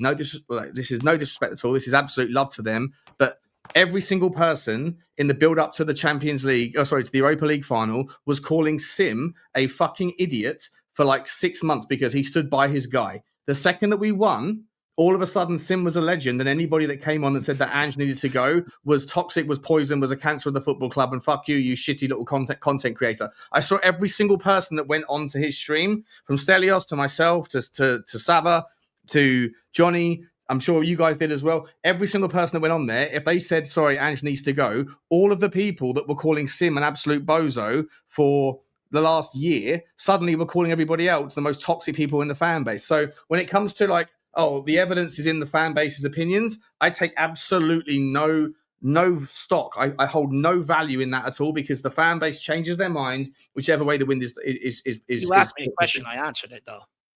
You asked me who, and I told you there was a lot of fans of that opinion. That's the Yeah, reality of it. and I'm saying that to me is not an answer that would hold up in court. It's a subjective opinion, as I say, from people that don't have their receipts held against them. To just to end it here, though, I mean, you did ask him, right, like which players he's improved, and he said Kulusevski, and you could argue that Kulusevski did start to look maybe a bit lost, playing out on the right wing. He brought him into midfield. Yeah, that's true. To really, Brennan Johnson has been people praise him. Yeah. AK Sheck saying, I tend to agree with Dave's conspiracy theories, takes pressure off Levy and allows him to sign prospects instead of improving the quality. 4 Brentford's players would walk into our team, by the way. That's my thinking around Thomas Frank as a signing. I think he's been brought in because maybe he can make it work with really, really good players that we have in the squad. But let's say we also have some mediocre players. He's shown that he can do that at the same time at Brentford, whereas the previous guys we've had kind of needed the best of, available players, or they needed very specific players in order to make it work. Whereas I think he's just been able to make it work kind of no matter what, Thomas Frank. And I think that's what made him attractive to Spurs. Trinidad saying, yes, Dave, definition of insanity is doing the same thing and expecting different results. See you in 18 months again. Lazy 8 saying, Frank has the taint of Don Paratici all over him, in my opinion. He likes that profile of manager. Could have been a Paratici signing to some extent. He likes the defensive-minded guys. Paratici, maybe that is the case. Nick, I actually might agree with you on that one. Jerome saying, who is saying that Frank will take us to 5th? If Spurs were supposed to be that big club, then they should have gone after Glasner. Seems like everybody seems to view Oliver Glasner as a huge improvement over Thomas Frank. What makes Oliver Glasner that much better than Thomas Frank, if anyone wants to answer that? Pedigree in the game. Is it just the fact that he has one thing? So, he previously. The trophy at Palace, he delivered the Europa League at Frankfurt. What he's done in the game. I guess Thomas Frank just, hasn't worked at big enough clubs maybe to achieve that. Maybe the Crystal Palace one is a bit of a leveler, between Brentford and Crystal Palace. They're both kind of on an equal plane to an extent. I think that Crystal Palace won't boost their profile. They never win anything. Their whole thing, his focus is just on Premier League survival. The fact that he's gone and took them to a cup success and beaten Aston Villa in the semi-final, my Man City in the final, that there's proof of his body of work. That'll boost his profile massively. Some people are saying it might have been more of a Johan Lange appointment. I guess we'll figure it out. But yeah, you might be right that the fact that he actually won something with Crystal Palace probably then kind of boosted him a bit above Frank's status. Jerome or Darkson G saying that compensation fee probably came from the Pierre-Emile Højbjerg departure. Could be, or just, I think Spurs, they do have money at the end of the day. Darkson G, they just choose to spend it, when it's convenient for them. Jerome saying we need a defensive midfielder, a playmaker, another left back, a good winger to replace Son, and a striker. Does anyone disagree with this list? I think that's kind of on everyone's list, about 4 to 5 signings, and probably the playmaker is a questionable one because we do already have Kulusevski, we already have James Maddison, but I think most people would agree with bringing in a defensive midfielder, bringing in somebody that could compete with Udogie on the left instead of just shifting Jed Spence, to that side, and then also bringing in someone that can take on the mantle from Sonny really in the future. So I'd agree with this list from Jerome. It's just maybe a playmaker. Do we already kind of have enough in that department? Look, I think the defensive midfielder is absolutely pivotal for Thomas Frank. There are going to be games in the Champions League, some of the teams up the upper echelons of the Premier League where we are going to have to maybe play a bit more pragmatic. They're going to be few and far in between, but they are going to be there. And them games, you do need that CDM. It makes a massive difference. And we know we need another fullback to compete with the options that we've currently got. And then in terms of the forward line, look, I've been banging on about this for 2 years. I don't think it's filled with great quality. I think it's filled with a lot of potential. And for me, I think we do need to sign, a proven player at this level or two in that forward line to really help Thomas Frank. And then also we have Alberto saying, long time no see. Lads, long time no message. I'm here and alive and well, just about. Don't like Frankenstein that much, but we'll see. Nice to see your Barnett, Dave. Yeah, Dave and I have been going a little flat capless of a recent. In Dave's case, he has an excuse. He actually misplaced the flat cap, whereas mine just sits right next to me, and I'm just trying to preserve whatever hair that I have left. I'm trying not to rub too much off of the front 4 line. of my head here. But we also have Darkson G saying, didn't Frank do good without Tony and Watkins for him? I think he did well to replace Ollie Watkins. With Ivan Toney, though, that was a season where they might have flirted with relegation, right? When Ivan Toney had that big injury and then he ended up leaving. Didn't they kind of flirt with relegation to an extent? But he kept them up. But it started to get a little dicey for him. No, look, fair play. I'm just saying that. Maybe I'm just saying that. There is merit to that point, and to that point, it's a good point he makes, and maybe that alleviates or brings my heightened concerns down maybe a little bit. But the reality is, they didn't kick on after selling them, though, did they? They just managed to stay and survive. Like, what are we trying to do here at Tottenham Hotspur? And that's what I'm trying to get at. Like, what is our modus operandi here? Like, do we want to compete on multiple fronts, or are we just binning off the cups and concentrating on the league? What are we doing? He did make it work by moving Mbeumo and Wisa up front. But this is, I guess, again, I'll just reiterate that point. Perhaps that's what they kind of like about Thomas Frank, is that he's just, whatever card he's been dealt, he's kind of found a way to, not like he's won any trophies or anything with it, but he's just found a way to keep Brentford very stable with whatever cards he's kind of been dealt. And Darkson G, I think, is sort of making that point. Jerome is saying he won Europa with Frankfurt. He's talking about Oliver Glasner. He won Europa with Frankfurt and won the FA Cup with Palace. He made Crystal Palace a very dangerous team. I mean, Sam, would you have taken Oliver Glasner over Thomas Frank? I think that Glasner is, I guess you could say, a more exciting one. Maybe it's also to do with like that flavor of the month. We've just seen him win, a trophy with a team that's never won a trophy. They've got some good players that he's, coached well, as I think it was Johnny was saying earlier, when he basically listed the entire Crystal Palace team and everything Glasner had done for them. But yeah, look, I mean, Glasner would have probably been like up there with my first choices. But yeah, it's either way, you're going to have to pay compensation. So, I mean, I like Glasner, but I'm also like fairly happy with Frank. I'm intrigued to see where it will go. Yeah, I think Oliver Glasner has actually done quite well to improve his stock, at Crystal Palace. I would say probably was on the equal plane with a lot of these other managers, actually, until maybe he did win that trophy with Crystal Palace, because it did show that he's a guy that can win trophies, no matter where he's gone, really. I think apart from Wolfsburg, but at Wolfsburg, he actually probably, in hindsight, has been one of their best managers, really, in a long time. They've kind of have fallen off to an extent, since he's left there. So he's actually done pretty well, to succeed at whatever club he's been at. But a bit like Ange, he kind of was prioritizing some competitions over the other. I think even the year he won the Europa League with Frankfurt, they weren't doing too hot in the Bundesliga.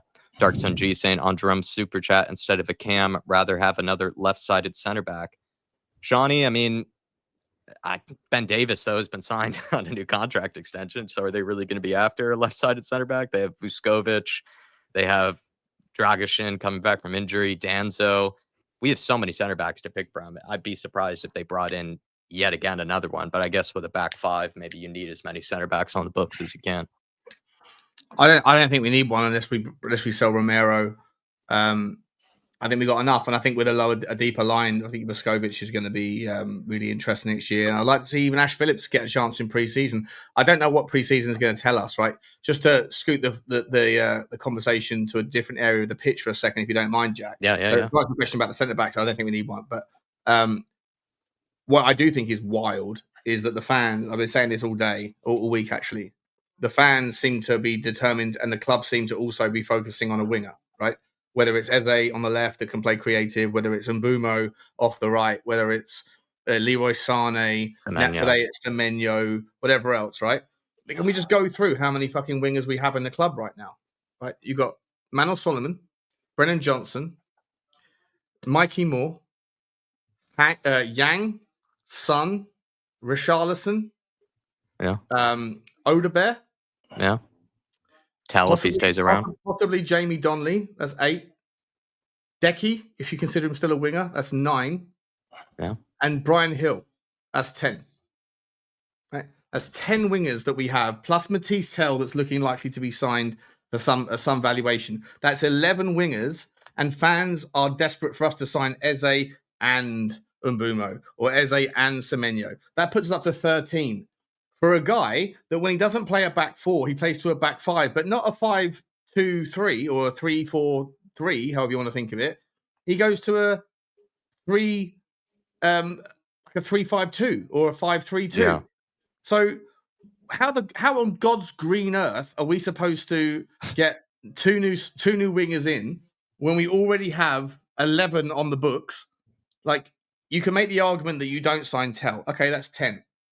But a lot of people that say we need to get Eze want to see it, for some reason, want to see Manor Solomon back to test what he's like in the preseason, because he scored 20 GA or whatever it was in the Championship. And his only time in the Premier League for Tottenham Hotspur, the only thing he ever did was score 2 goals against Burnley, who, for what it's worth, were a promoted team who went straight back down again. Like, to me, this guy's only sample size of any decent caliber of football is at Champions League level, unless you go all the way back to Shakhtar, which who the fuck knows what level that is. And also, if you consider when he had that sort of 3 goals in 4 games thing at Fulham before he got injured, like, what are we supposed to do with Sonny? What are we supposed to do with Richarlison? What are we supposed to do with Mikey Moore, with Jamie Donnelly, with Decky, with all these players? We've got 11. People want to sign 2 more. We need to get that number down to 7 at most. And I don't know how the fuck we're supposed to do it. Darkson G just following up saying Sean Hill, Solomon are 100% out of here. I think there's going to be a massive clear out, you would imagine, of a lot of these players. Brian Hill certainly is a goner. I think Solomon is a goner. Maybe the likes of, Odebear would just be kept around again as just sort of a backup. But a lot of, you're right, Sean, that there is plenty of people up front, and we're not even too sure what formation Frank will go with. Maybe these links are kind of BS to begin with, because we don't even have a new manager yet. Possibly. But everyone seems to be like, oh, our wingers are no good. Let's bring back and I'm not. So I know, Dave, I've been challenging you on this. Or the whole fan base thinks this way when they don't. Some people do, maybe within the fan base that we're just watching. But I spend a lot of time with Johnny. And I spend a lot of time with Lubo. And these guys are like so vociferous in their demands to see Manor Solomon back. Yeah. And I'm like, based on what? And they're so vociferous in it. Like, you don't know what you're talking about. He's amazing. I'm like, is he amazing? What's he done to cut to, like, and at least see him in preseason, in the preseason. And I'm like, yeah, but what can you really gauge from preseason? Even though we're playing Newcastle, Munich, and Arsenal, we're playing them in preseason, which is really just a fitness test and an experimentation, where last time we went on a preseason tour, Jamie Donnelly was played at left back. So, like, even if Manor Solomon does a worldie against Arsenal, is that a sample size that qualifies him to get time in the first team? I don't think it is. I understand what you're saying, but surely that conversation is only coming about because the quality of our wingers need massive improvements in the first place, and that's why people are willing to look at someone like Solomon and say, "Let's give him an opportunity to see what he can do." Or if the only reason we might be linked with these guys is to improve the finishing. Well, I wonder how much was down to him proving his fitness. The reality is, before we signed him, he was out for a long time with Fulham. Then when we signed him, he was out for nearly a whole season with us. So I wonder how much of it was to send him out, to prove that he can stay fit over season. But the reality is, the only reason why this whole conversation comes around in the first place is because our wingers didn't produce this season. That's fair. Sorry, Jack. Sorry, mate. Yeah, sorry. No, I was making the same point that Dave made that point from earlier, right? That we might be after higher quality players in the forward line, because anybody who watched us this last season, at least in my opinion, I felt like we were not a clinical team, despite how many goals we did end up scoring. I felt like we wasted chance after chance after chance to put away teams. And reason you're going after an Eze or a Semenyo or an Mbumo is to definitely improve that prospect, because it did feel like we were a wasteful team. What would you sell Solomon for, Jack? I don't know. I doubt he would go for very much. I think it would probably be 10 to 15 million, probably something around that range. Since you'd be okay with that? I have no attachment to Solomon. I don't see a reason to keep him around, as much as I do enjoy the the flirtation that Johnny and the others do give for him. It is entertaining, but no, I'm not that attached to him. Darkson G saying, No, go on. Saying also Raya for Flecken isn't an easy change to adapt to either. I'll reiterate that point. I think that's why they like Frank. If there's going to be a bunch of players going in, going out, if he's being dealt a bad hand by Spurs, if we feel like the squad isn't good enough, we've seen many managers fail or, be criticized for not getting the most out of what they're given, not getting the best out of the cards that they're dealt. And Frank, to his credit, has been a guy that has done that consistently with Brentford. And even to your point earlier, Darkson G, once Tony was sold, a lot of people tipped them to get relegated. He found a way to fix it and get it done at the end of the day. And then the next season, put Mbeumo and Wissa up top, and the story was made. You know, they were the two best goal scorers in the Premier League. So the guy's just been able to get things done no matter what cards he's been dealt. I bet Spurs really like that about him. No, and that's another good point. But again, I reiterate, the expectations and the finish at Tottenham is a lot more than what he's produced at Brentford, you know, and that's the reality of it. I get it. It's a good point, and there could be an argument made that he could end up doing that at Tottenham, you know, and that's another reason why Tottenham have signed him. But again, fans will not tolerate another lower half finish in the table. They're not going to tolerate it. Just quickly, though, I do want to take these comments here from Soul Sniper Gaming. He says, Dave, you're being a dickhead. Look, first of all, you're entitled to your opinion. I'm surprised, you know, you've been around a long time. I'm surprised you're resorting to, you know, this. I don't know why you're calling me that name. At the end of the day, you are entitled to your opinion. And then he says, Dave, you're taking a position to be controversial. Very sad. I mean, look, and this is what I want to address, because this is the sort of narrative that really fucks me off, to be quite frank. Not once when I've started this have I ever taken a position to be controversial. And I've always reiterated my opinions are based of what I think is right for Tottenham Hotspur and to try and gear us towards success. Never to take an opinion ever to be controversial. That is not in my nature. And funny enough, you know, and this is why I get pissed off. Last summer, all the transsexuals dumped me out of their group because I was saying we were having a bad transfer window and stuff like that. The reality is I was proven right. You know, people dumped me out and said, Dave, you're just being controversial for the Harry Kane sale. The reality is, on the body evidence since we've sold him, I've been proven right. You know, I don't take opinions for the sake of being controversial. I take opinions because I believe what's right for Tottenham Hotspur. So don't ever fucking accuse me of that again. And I want an apology from you before you're allowed back in this chat. And if you don't give it, fuck off. No, I'm not having that. I've never once took an opinion just to be controversial ever in my life. It's always what I believe is based and best on Tottenham Hotspur. And that's what I like to believe every fan and every YouTuber is doing. Their opinion is based off what they believe is best for Tottenham Hotspur, not ever to be controversial. And I'm surprised you call me a dickhead. I didn't call you a dickhead when you have ulterior opinions to me over some stuff over the last few years. I've never once resorted to that. I am, though, by the way. I get called a contrarian every day, mate. People think, oh, no, Sean, Sean, you just get rolled out for the Levy debate. Everyone feels the same way I do. Therefore, because you don't, you're just a typical contrarian. How about no? How about I just have a different opinion to you? And how about be a little bit less disrespectful to people who have an independent thought process? Just like you, Dave, just like you, Jack, just like you, Sam. You know? I'm just not having it. Like, I've never once. My whole thing is always about how to be the best at Tottenham Hotspur. And I've always been like that. So I'm not having someone saying, I'm just taking an opinion to be controversial. At the end of the day, I don't sit there and call you a dickhead when I disagree with your opinions and stuff like that. And this is the whole problem.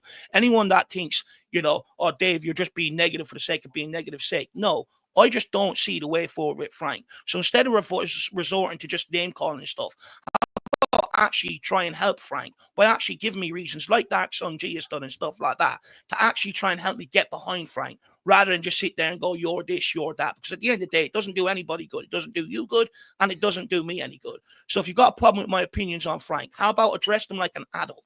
How about that? By the way, everybody, I did put in Sean's link to Spurs Talk Show. I've also put in the link for Football Link as well. We have some members' comments that we'll get to, but you know, we've already gone on here for about an hour 45. So these guys have put in a really good shift for us. And Sam's Twitter is here as well. So please follow Sam on Twitter. We have one more here from Dark Sun G saying, I would use Solomon and Cash for Mbeumo, Eze, or Semenyo. I think we have to get one of those three this summer. Plenty of people want both, but I just don't think that's happening. I think Spurs are probably only going to bring in one high caliber forward this summer. And then they're probably just going to ask Frank, you know, to make the most of what he has left after that. I mean, does anyone have any grand expectations of an Eze and Mbeumo, a Semenyo? One. I agree with you, Jack. One of the three. I think only one. It's also just, it's kind of Spurs. I think we can only get one. When have Tottenham ever one sold, of them's going to cost 25... 60, 70 million. Yeah. Yeah, well, there's that, right? And you know what Tottenham are like. But on top of that, you also know what Tottenham are like in terms of getting rid of players. And like we in the previous answer, we've got more wingers than Nando's. And I just feel like we need to. Kind of liquidate a few of them to be able to make some space in the squad. And just Tottenham are terrible at doing that. So at best, one for me, the pick would be Eze. But I'm also very happy if it's Semenyo because I think Semenyo's top draw. Yeah, I think Semenyo, Dave and I have been big fans of his for a while now. The reason we drafted him to our fantasy team was because we knew that the guy was going to have a big season. And I think he did. And it'd be nice to see him move on actually from Bournemouth. My only concern though, Sean, is I've heard he might be an Arsenal fan, but it might be going back to the Matt really? Doherty days. Yeah. I think he alluded to being an Arsenal fan. Nick Carey saying group hug. I love you all. It was always going to be a spicy stream, and I think for the most part, it was really good crack, good conversation, and also really appreciated what Alfred Oscarson had to say at one point too. I think it's what it's all about, for people to come on. It's not going to be an echo chamber. It's not going to be just same people agreeing with each other, reiterating the same points. It's going to be people coming from different lenses, different parts of their footballing opinions. But it's not like people are talking over each other or screaming at each other over it. I think everyone's gotten a lot of airtime, and I think everyone's gotten a lot of what they had to say out at the end of the day. So big up Nick Carey, appreciative. And I think Dave, if anything, he was trying to be controversial. I think plenty of times Dave's also been called a happy clapper, been called a positivity merchant. So at some point you got to just pick one. I think at some point you just got to pick one. Big up Nick Carey. Look, I don't mind being called a happy clapper or this or that, but what people won't say about me is I'm taking an opinion just to be controversial. At the end of the day, I could sit here, drink the Kool-Aid. I could actually come out here and just clap and everything else. And you know what? I'll be better off for it. But the reality is I have my concerns, and I feel it would be disingenuous if I didn't highlight them. At the end of the day, I've always said, despite my concerns, I will give Thomas the Frank Engine every opportunity. And if he proves me wrong, I'll be the first one to sit here, be at the front of his train steering it. I will be. But at the end of the day, I'm not having that. Call me whatever else you want, but don't ever say I'm just doing something for the sake of being controversial. It's not me. Iceman, Ryan Trestane, Dan Coys, Ian Cook, Paul Markey, so many people. Michael, Blade, thank you guys all for supporting the channel today. Massive support. We do have a members section that we'll get to at the end here, but I think Sean and as well as Sam deserve a little bit of attention themselves here. Putting in Sam's Twitter. I'm also putting in Sean's channel as well. Sean, anything coming up on Spurs Talk Show as we sort of wrap things up here? Yeah, I got a show in an hour's time. 9 o'clock fan phoning show. I haven't done a fan phoning show for members and etc. and everybody else. First one for months and months and months. So usually we've got quite a few members on the channel, but whenever I put the link out to the members first, no one ever turns up. And all I get is when are you going to do a member show? I was like, okay, I'll do one. And then whenever I do, no one ever comes in. It's not like you guys that have got the regular sort of source. So yeah, I'm going to try that in an hour, see what happens. And then tomorrow I'll be back doing my usual routine, daily upload with the dog, and then a stream in the afternoon. Keep Sean Thanks company. for having me, guys. I really enjoyed it, as always. No, that was good. Very, very good from yourself, Sean. But keep him company tonight, everybody. Keep him company. And I appreciate you giving up the time, actually, lad, because I know you've been very busy with the streams lately. And look, sometimes it could be head-wrecking talking about some of the same stuff that maybe you've already covered. So really appreciate the time. Guys, make sure you get over to Sean's channel.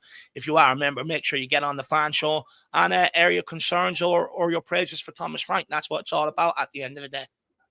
Yeah, I don't mind if you want to call me a bozo or a donut or any of the nice adjectives that I'm more than willing to, but just don't call me a dickhead, or you'll get the same treatment that Soul Sniper got. That's how it works.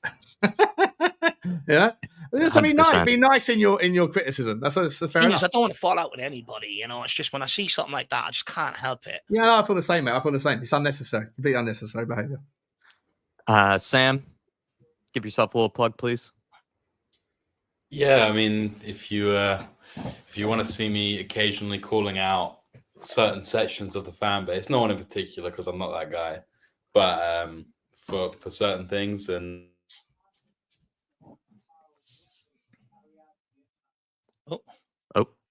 Oh! Am I the only one that's frozen?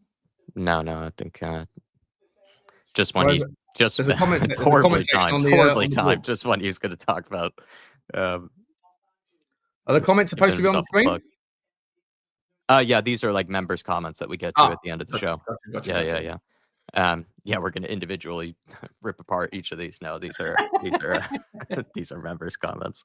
Guys, I'll do it for Sam. Get across to his Twitter. Basically, he loves engagement. He wants your opinion so you can sit there and digest them and either counter them or agree with you. So make sure you get across and follow Sam's Twitter. I do want to say just quickly as well, but before he leaves, Joel from Stratford, I want to say a massive shout out to him. Met him yesterday for coffee, and he got me some souvenirs from the Europa League final. He got me the match day program from the Europa League final, and he also got me this lovely scarf as well.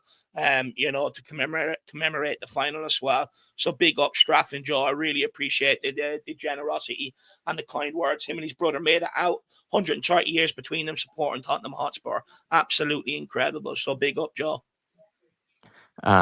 Really, really kind comments in the chat here, everybody. Really do appreciate you all.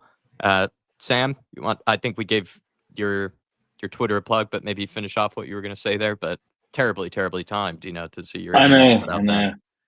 Literally, as I was like, oh, everyone's gone.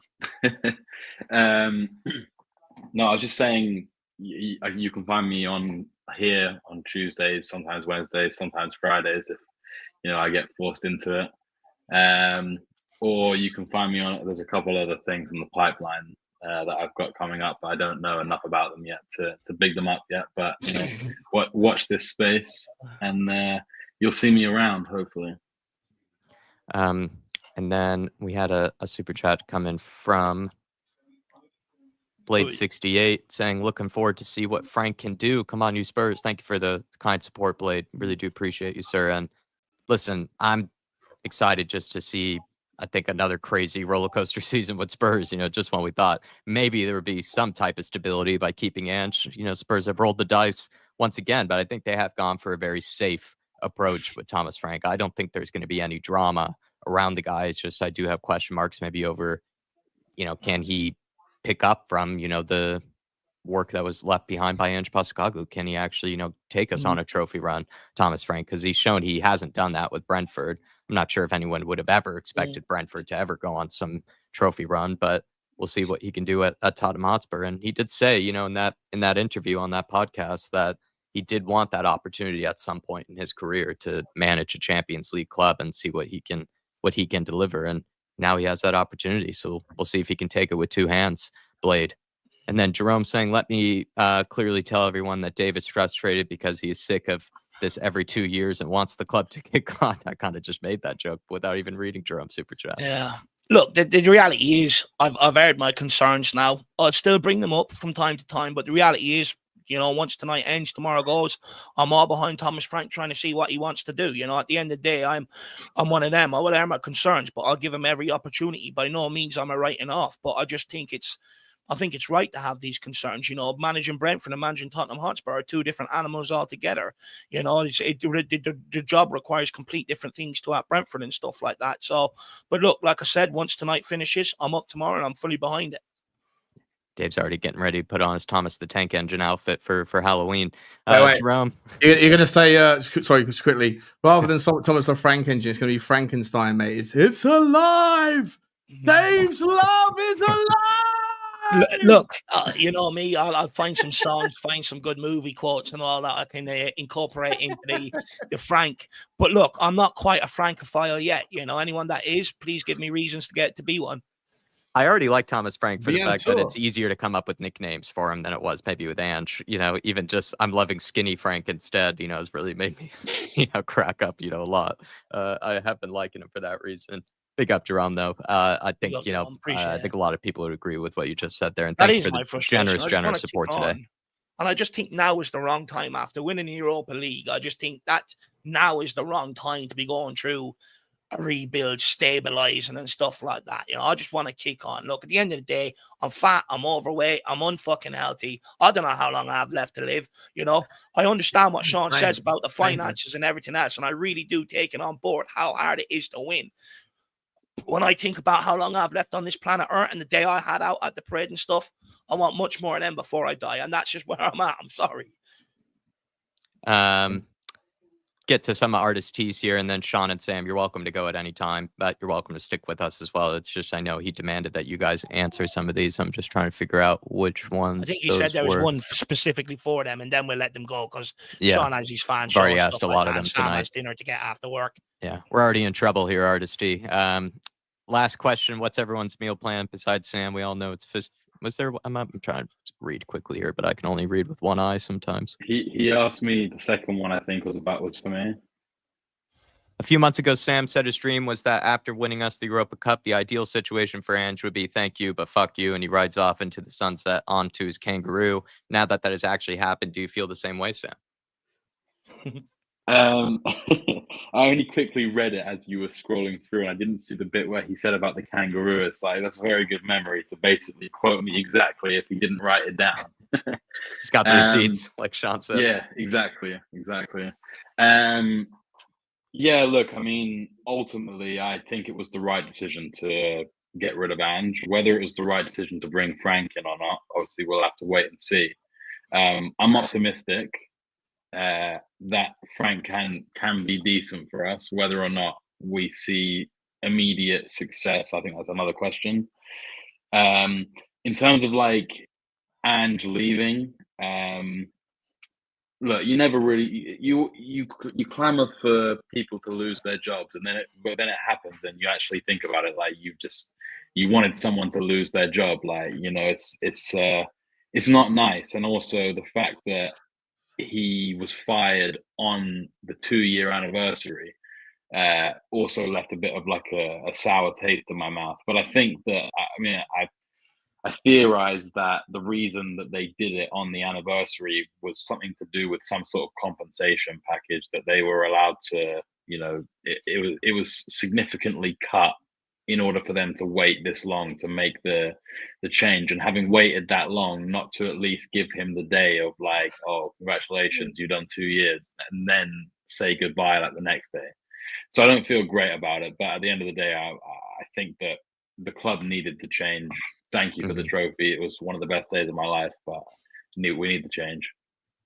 And I'm not sure if there's one specifically for Sean in here, but like I said, Sean, you're welcome to go at any point. And thanks for putting in a massive shift for us, sir. Do you have any dinner plans? Which is what he asks usually everybody. No, I had my dinner at the start of the show. Sorry, I didn't mean to. I'm not a fan of eating on stream on this or someone else's, but I ordered a takeaway and it got delivered at the start of the show. So I had a chicken wrap, basically. Unbelievable. It was unbelievable. And some chippies and some fries, Jack. Sounds pretty healthy, actually. Nah, it's not healthy, mate. The sauce that they put in it that makes it tasty is probably, my daily calorie allowance just in the sauce alone. You know what? We don't care about that because it's summer and it's Tottenham, and you know. 100%. If you don't mind, guys, I'll jump off because I've got no. with Bugsy. But I'll thanks for having me, and I'll see you guys next week. Yeah. See you soon, lad. Great shift, Sean. Thank you, sir. Appreciate you.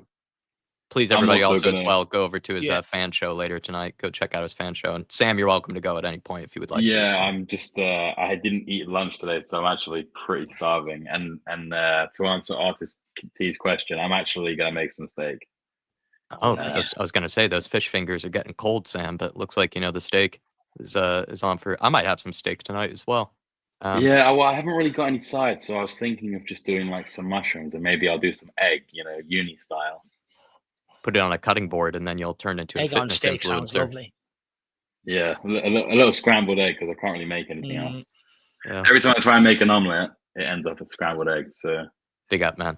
Appreciate you, sir. Guys. Big up. Have a good night. Thanks, everyone. Have a good one. All right, now Dave and I will tackle the rest of these. In case you guys didn't know, though, as a perk of being a member, you get to give us questions at the end of the show. Just an opportunity to ask us maybe something we didn't discuss, or we can also reiterate or, re-clarify anything that we might have done during the show. Just, again, a little bit of a perk that we try to give you guys for supporting us as much as you do. Dropkick Your Teacher saying, I'll admit I flip-flopped to Ange in the first 10 games, or if we sack him, bring someone in better. I'm sure Jack will agree with me, but I would have preferred a Dino Topmuller or Sebastian Hoeneß. Between those two, I actually would have preferred Sebastian Hoeneß.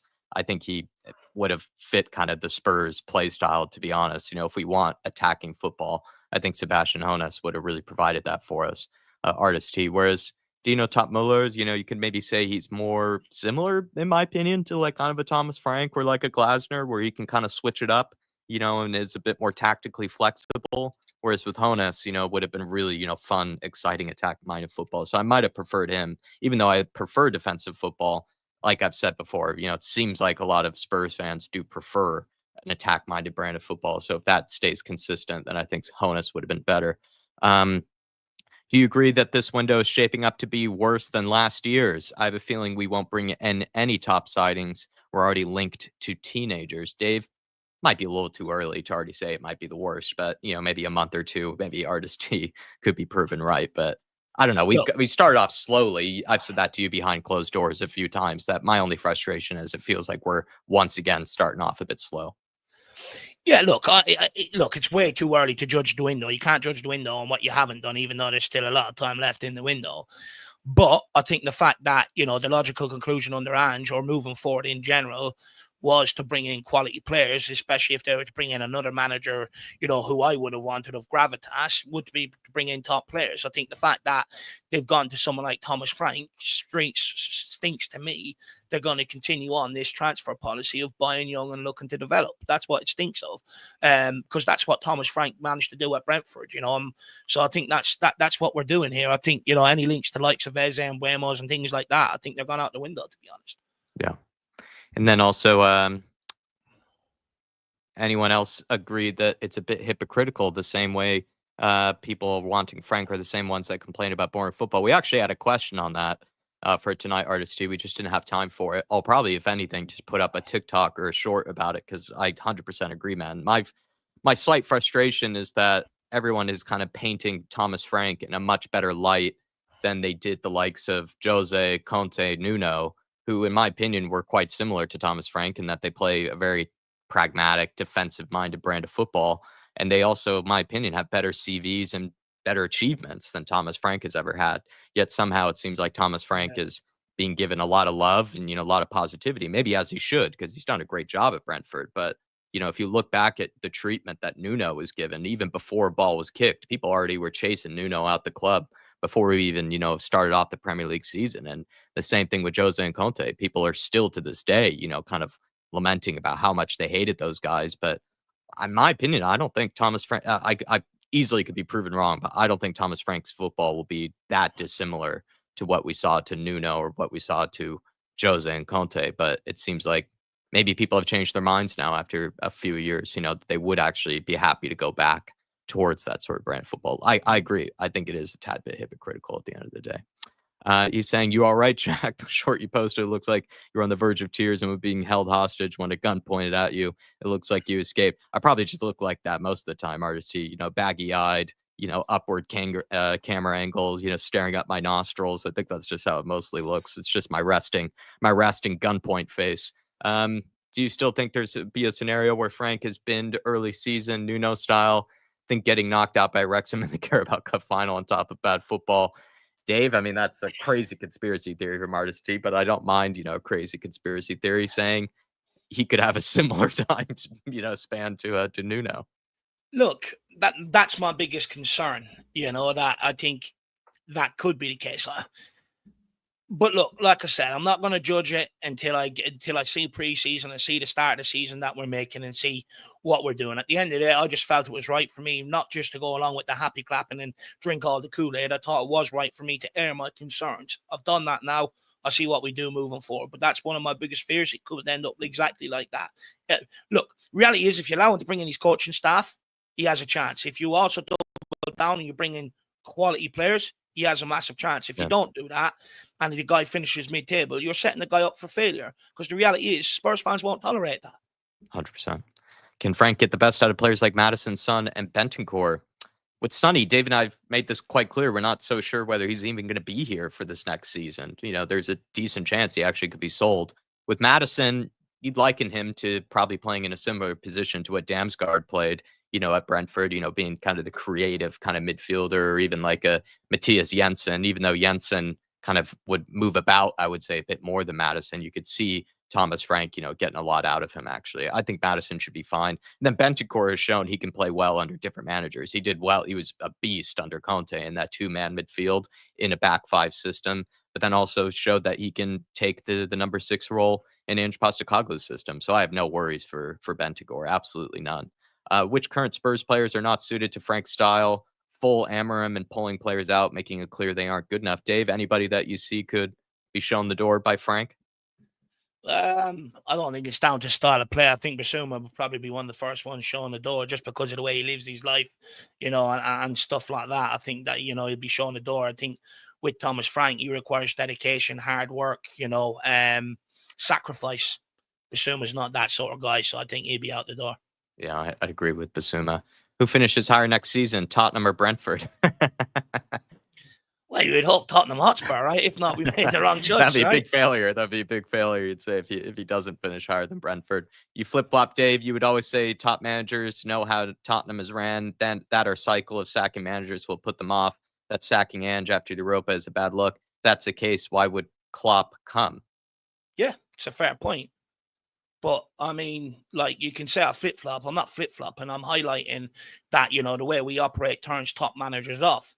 And I've been correct. You look, why did we end up at Ange Postecoglou? Why have we ended up at Thomas Frank?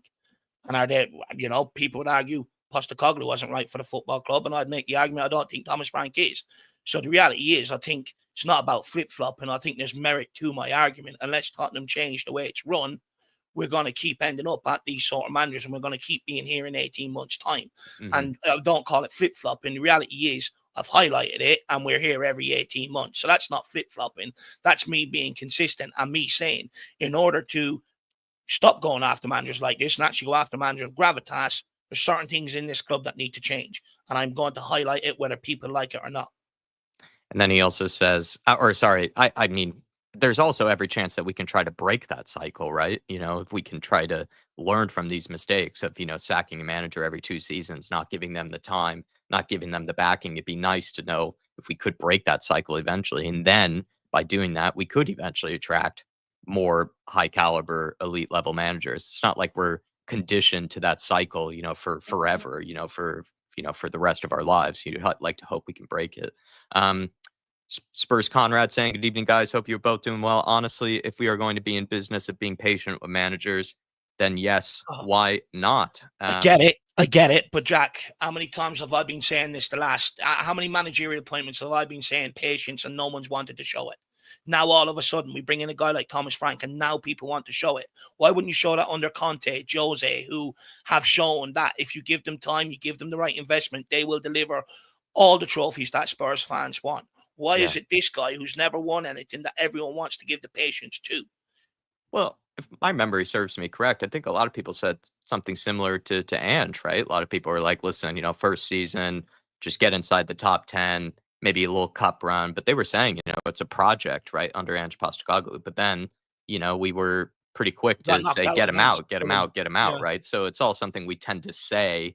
But then, once you're middle of the season, you don't really see these, quotes of patience, being brought up anymore. Fans don't have. We can sit here. Look, I've realized we can. It's sit always here before and say balls it sounds great. When Yeah. you're in the middle of the season and you're not picking up points, fans don't want to hear about patience. Yeah. That's exactly what I was trying to say. I like where Conrad is going, and maybe he's coming around to that idea that in order to really go and compete, you do have to give a manager a good bit in the Tottenham job, especially because of the way we operate in the transfer market. It's always going to take slow progression to actually get the squad to a level where they really need it to be. But I'm glad that people are starting to more come around to the idea of it. But the reality is, I think we're preaching about giving the manager time to the wrong guy.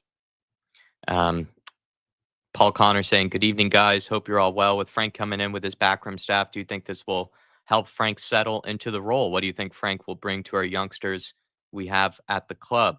With the youngsters, just quickly, I'm trying to think of any examples he's had at Brentford. I can't think of too many that he's actually had in terms of youngsters. So I wonder if that's up in the air, whether he would be able to work with the youngsters. He's a guy that I feel like, he's not unapproachable. He's not mean or anything like that. He likes, humble people with a good head on their shoulders. So maybe some of the youngsters will take a liking to him. He's very tactical, so he can improve players. So perhaps some of these youngsters could do well by him. But my memory serves me correct. I don't think of too many young players actually at Brentford. A lot of them are kind of just, what would you call them, Dave? Like kind of your Premier League, middle of the road kind of guys, that he's kind of gotten the job done with. I can't think of any young players that they brought through. Yeah, look, I don't even think they have an academy. Is that right, Brentford? I don't even think they do have an academy. I don't know. Look, to be fair to Frank, I think he did. I think he was a youth coach at Denmark. But saying True. that, Ange was an under-21 manager at Australia. You know what I mean? So it's where they start. Yeah, often. Exactly. Look, at the end of the day, look, I like the idea of a manager developing some of our own youngsters. but it can't happen when, like, usually that's with 1 or 2, not 10, 11 youngsters that we've got around the place. You know, when you're in a season with Champions League, FA Cup, League Cup, and Premier League, not the time to be blooding youngsters and developing youngsters. The time was last season with the Europa League. Heading into the Champions League, it's unforgiving. You know, you may have youngsters of ability, but at the end of the day, it's the mistake that they'll make that will cost you. Like, everyone blames Postco for the defeats. No one's sitting here pointing out the amount of times Bergvall gave away the ball and ended up in the back of the net and cost us defeats. It's not just on one. You know, there's risks to taking these youngsters. And at Tottenham, with the expectations from the fans and the expectations based on the board, they don't have time to develop these guys. And fans won't give them time. Yeah. And then also, hopefully he brings in as many of the staff as he can. I think that's been a constant annoyance that a lot of these managers that we've had in the past didn't get all the backroom staff that they wanted. And then I think in hindsight, it's ended up to come back to haunt them and hurt them.